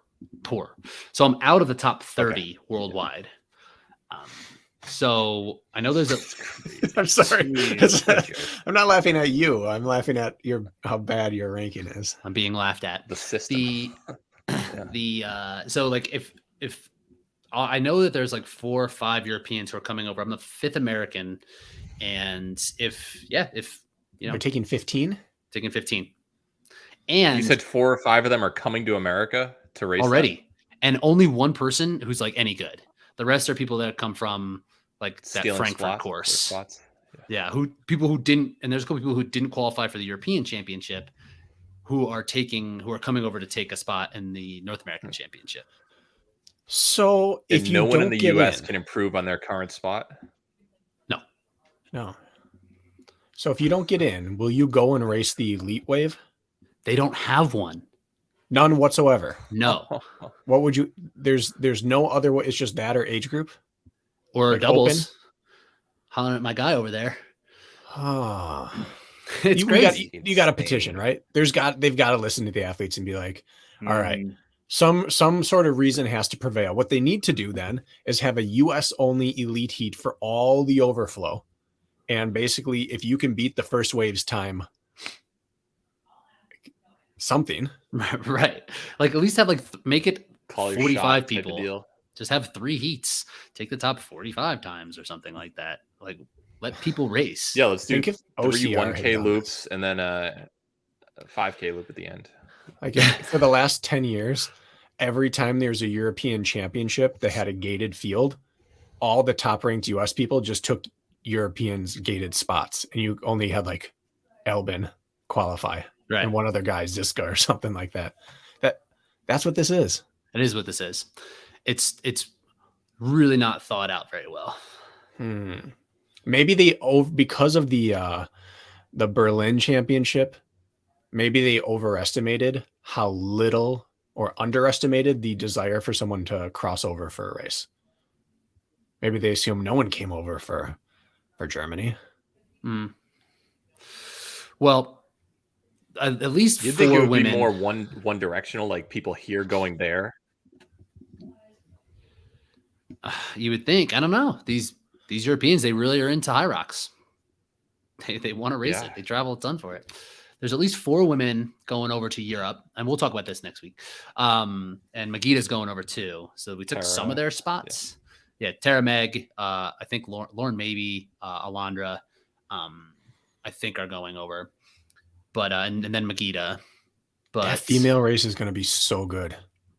the Michaela's not running it. Michaela No. no. Is Linda? Linda should. And Miriam should run. Oh, we're going to find out exactly how legit they are and how real her ceiling is. Because Meg's going to put that pressure on right away and see how these athletes can respond. Oh my goodness. Because if they're legit 3 to 4 minutes faster, they shouldn't have an issue with their pressure. It's going to be really interesting to watch. Right. What's the date of that? Not this weekend, not next weekend, the following weekend. Like 2.5 weeks. Yeah. Like the You 27th. didn't consider 20s, going I thought. over there and just locking this all up, Rich? You can qualify. I'm qualified. I'm like the 30th. Even Kent didn't qualify. I can race it. Oh my god. So I you, can't think. so the 2nd and 5th? Were you 5th at Worlds or 7th? 7th. 2nd and 7th place Worlds are not in the top 30 this year currently. Kent's like 22nd or something like that. Oh, look at him. Big time. So, oh my goodness, they won't even be able to represent on paper their own country's national championship, Potentially. regional championship. Yeah. Potentially. Yeah. Oh. So Hyrox had done so good up to this point. It was like so easy to sing their praises because we were comparing them to like absolute garbage yeah. in general, but it's just a bummer because I don't know. I don't feel like we run into a roadblock with them that's been like pretty bad. This is a pretty bad one. Well, it's always the standardization is always the thing, right? Like that Frankfurt course where Thiago Lusa runs 3.5 minutes faster in 1 week. Could he improve that much in 1 week? You can't even recover from the previous race in 1 week. Yeah, right. So what's the solution? You hold 2 championship heats and you snake seed so they're even, or you hold 2 and you have your 15 and then your next whoever. What do you do? How would you fix this? Because you can't tell them now they can't come over. You can't rescind permission. You can only add to it. So what would you do? Yeah, I would probably just expand And the it. heat size. Yeah, How would you split it then? I would make it split it fair? top 15, then 16 And to then next. 30. Yeah. Okay. And you just have to race in the heats that you're in. That's what I would think. It's not really different heat than would you track rather where be you in? get fast qualifiers. Yeah. Maybe I'd be in the second heat, whatever. But just like an opportunity to run, right? Like that's something that like this is one thing that Spartan really never has done. It's they make the qualifications almost too easy, I've always thought. Mhm. But you can always race. And they're starting to not allow opportunities to actually race, which is like just frustrating. And then they're pulling the Spartan thing, which is like not talking to us, not telling us what's going on. And only having the handful of events that'll qualify you for the North American Championship, like you could run a couple other ones. What was it? Houston, even though it's before the regional champion or the US champs. It It doesn't flipped matter. now. Like, Yeah, it's flipped now. okay. Gotcha. Mix the days Dylan up. Scott didn't struggle. Dylan did the thing. It's true. Dylan did. I heard LA was fast It seemed like it was pretty fast. and people just sucked. Yeah, it seemed like everything was short. Farmers carry was What short. would prevent them from adding another heat? Like, what is the holdup here? They have so many machines. I don't think it would be an issue. Even Well, you another just started heat, same beforehand. thing. Yeah, start after. Yeah, How much Nothing. time would how much time would it add to the program? 5 minutes? yeah, maybe. 10? 15 if you wanted to stagger at 15 minutes to ensure that no one gets caught? And they have People are all the events. Yes, people are still finishing after Rich. It's not like the last person in that fast wave is the last finisher of the day. There are a lot of open people who are like 2.5, 3 hours in, and it's like they're just struggling to get past that finish line. I don't think it would add to the program at all. I don't Weird. know. It's always one thing to remember about Spartan, Hyrox. It's like these are event companies. They're not necessarily like professional sport companies. So they don't always make decisions that are in line with how sport should work. So if you and Kirk do doubles, Oh, how yeah. are you splitting up the work? I don't know. Kirk, are you available? He gave me a maybe. Well, I mean, I don't have shit going on that weekend, I don't think. But I am not race specific prepped one iota other than the fact that I've been running. Yeah, that's all. I was like, you just need to be fast. Yeah, I can probably get back to fast by then. I would think. I don't know. How many days into COVID are you? It's 8, 7, 8. Yeah, You're there's just good. no Few more telling when weeks, your you'll lungs are feel back. a little You're better. good to go. Yeah. You're fine. Yeah. Everything's felt like absolute dog shit. It's been my 3rd day working out in a row easy, and it's been bad. So we'll see. I took good. 8 full days So off. you guys run That's hard. correct. Yeah. Kirk starts and finishes the station, doesn't go far into it, and you hammer the middle. Get a little rest and then run. Or Do vice Mark versa. Gaudet style with Deca relay. You can't do that. You got to run with each other. Oh, that's true. You're right. I'm only showing up to be a champion. That's right. Otherwise, I'm not coming. Same. So, I'm not wasting my time. I got other stuff to do if I'm not being a champion. Let's go and be champions. So, that's what I'm saying. Let's go do that. Yeah, I would think because you don't have a skier, you're not familiar on the ski. Nope. I mean, I'd have to go out of my way to get one, but I figure I'd have to play. I'd find a way to get my hands on some of this stuff. But you could hustle your way for like 200 to 250. Oh, it's shit form, I'm sure. Just put out, sure. If let's say Kirk's not recovered, wouldn't you and Kent just do it? Well, Kent's probably going to qualify for the North American one. You think so? Yeah, I mean, there's 5 athletes who are confirmed to come over. He's 22nd overall, so like it would take it would be like the entire North European field would have to come over to take his spot. Someone with deep pockets from Europe just decides to like send everybody to shut us out. So you'll get in. Maybe. It's not a guarantee. What are you ranked out of the US based, out of North America? 5th. So it would have to be, so if 11 Europeans came over, then I'd be out. And how many are committed? 5 right now, you said? 5. And people That's that enough to make you nervous. I know. And they're all men. All men. Yeah. Yeah. Like I've seen the names, and that's currently confirmed. They were supposed to have some sort of date where they had to declare if they were going to come or not. And that's come and gone. That was like 2.5 weeks ago, and we haven't heard anything since. So Fun. it's gonna be sweet. It's always something. Always. It's nice. Love it. I'm happy about it. So I'm probably going to do all the Hyrox races. It's ballsy for those guys to come over. I mean, considering the conversations we've been having about courses, it's just going to be it's ballsy. They have very little to gain by coming over here. So it's interesting that anybody would make that decision. Right. A lot of them are guys who aren't versed in this yet. Like a lot of the guys who made the Elite 15 last year, they're not coming. Only one. Who's that? Alex Ronkovich. And because he's legit though. He's come over before. Yeah, he doesn't care. Yeah. But the rest of the team, like the rest of the guys, they know the deal. Mm-hmm. They don't want to come over. Here comes a 73 coming. All right. All right. We'll talk more Hyrox next week. We'll do a big old preview, talk about it. We got to sort out our fantasy and the waivers and that whole situation and go over that. So review the rules, make sure we're all caught up on that end. And yeah, that's it. What do you got on running public? Are we closing it on 300? Pretty close. And 1 million. In the next week. 1 million. Are we going to be at 1 million? Million total downloads. Does that matter? Which is a weird stat. Yeah, is that a thing? It's a thing. We are at 947,702. How does Jack know this? He's like stalking us. Yeah, what the heck? Is it? We did a follow-up to our Monsters in the Dark episode. Okay. That one was all theory. This one is action now. What do you do? How do you move forward with that knowledge?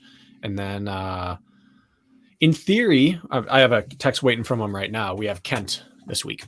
That'll be anatomy of a comeback. That'll be anatomy terrible. of a comeback. That'll be a stinker. He's no good. It's that time of year. People are trying to make comebacks. I was there I was there when Kent barely broke 540 for a mile in Castle Rock during his down days. I think early COVID. It was rough. Still not buying that. So that's going to be an impressive story to hear. Mm-hmm. Still not?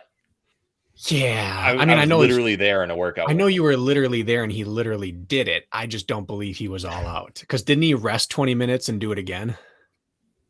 And faster? We did like a couple of 2 miles and it was like 11:50 and he was just like dying. Or I think we did like 1 at that point. It was a bad workout. He'll tell you the details. He's probably got it logged somewhere. But he's told me it. I just don't buy he was flat out.